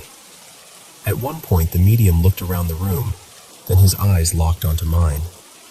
He went very quiet and said, "There's a very tall man standing behind you. He says you should stop riding motorbikes. If you don't, you're going to break your back." Then the medium said, "He's showing me a picture. A young boy holding a big fish. The boy's wearing a red shirt and a faded green cap, and he's standing in an old wooden rowboat." I just stared at him, because I knew that picture. My grandfather, who was really tall, almost 2 meters, had taken that photo when I was a kid. I'm in this little boat, grinning, holding a fish, red shirt, old green cap. That picture used to hang in our hallway. I didn't say anything at the seance, but inside I was shaken. Part of me was excited, part of me was scared, and part of me was wondering if the very tall man was my grandfather, trying to tell me something. Life went on. I eventually moved to a different place, and for a long time, nothing happened. No footsteps, no shadows, no faces in mirrors. Years went by quietly. I started telling myself it had all been in my head. Maybe childhood imagination, maybe a stressed brain. It was easier to believe that than to accept that something unseen might actually be out there. Then, a couple of years ago, things got rough again. I slipped into this sort of low-grade depression. Nothing dramatic from the outside, but inside, I felt heavy. A lot of thoughts about life, purpose, whether anything really mattered. I was functioning, but I was empty. And that's when the weird stuff started happening again. I'd hear footsteps in the hallway when I knew I was alone. I'd catch shadows in my peripheral vision, like someone walked past a doorway, but when I looked, no one was there. I constantly felt like I was being watched, especially in the evening when the house was quiet. The kids' toys would turn on by themselves. A little plastic piano would start playing a tune in the middle of the night. A toy car would rev its engine when no one was near it. Almost always when one of us, either me or my partner, was alone in the house. My depression got worse. I lost about 10 kilos. I didn't really recognize myself, physically or mentally. One day my wife came home carrying a Bible. For us, that was unusual. We weren't religious in any serious way. We'd never really talked much about faith beyond a vague, maybe there's something. She just handed it to me and said something like, "I don't know why, but I feel like you should have this." I was desperate enough to try anything, so I started reading. Slowly at first, a page here and there. Then I started praying, not fancy prayers, just talking. I remember saying, "Jesus, if you're real, I need help. I can't do this on my own. Please come into my life."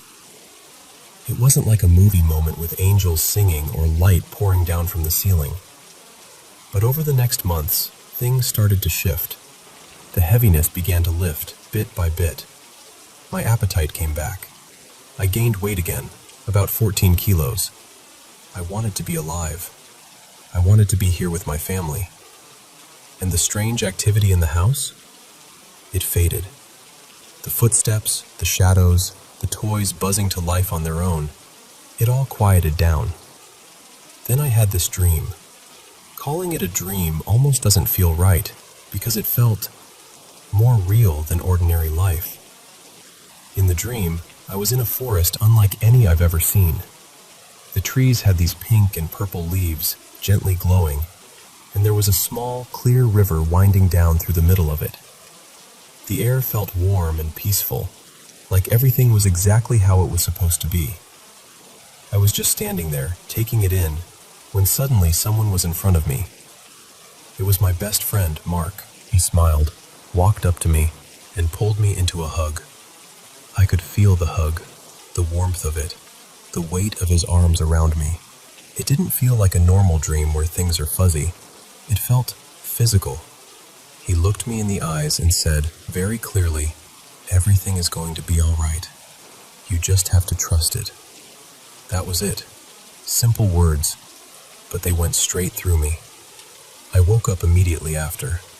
I remember lying there in bed, heart racing, with this strange mix of peace and shock. The room felt different, like something had been rearranged inside me. The whole thing felt more real than most of my waking memories. Even now, I can still picture the colors of those trees, the sound of the water, the brightness in his eyes. I'm still not completely sure what to make of all of this. Maybe some of it is just the mind playing tricks. Grief, stress, fear, and hope taking strange shapes. Maybe some of it is more than that. What I do know is this. Those experiences changed me. The dog at my bedside, the woman in the mirror, the warning from the tall man, the footsteps, the toys, the Bible, and that forest where my friend told me to trust. All of it left me with this quiet sense that we're not as alone as we think we are. And even on the days when doubt creeps back in, I still hold on to his words. Everything is going to be all right. You just have to trust it.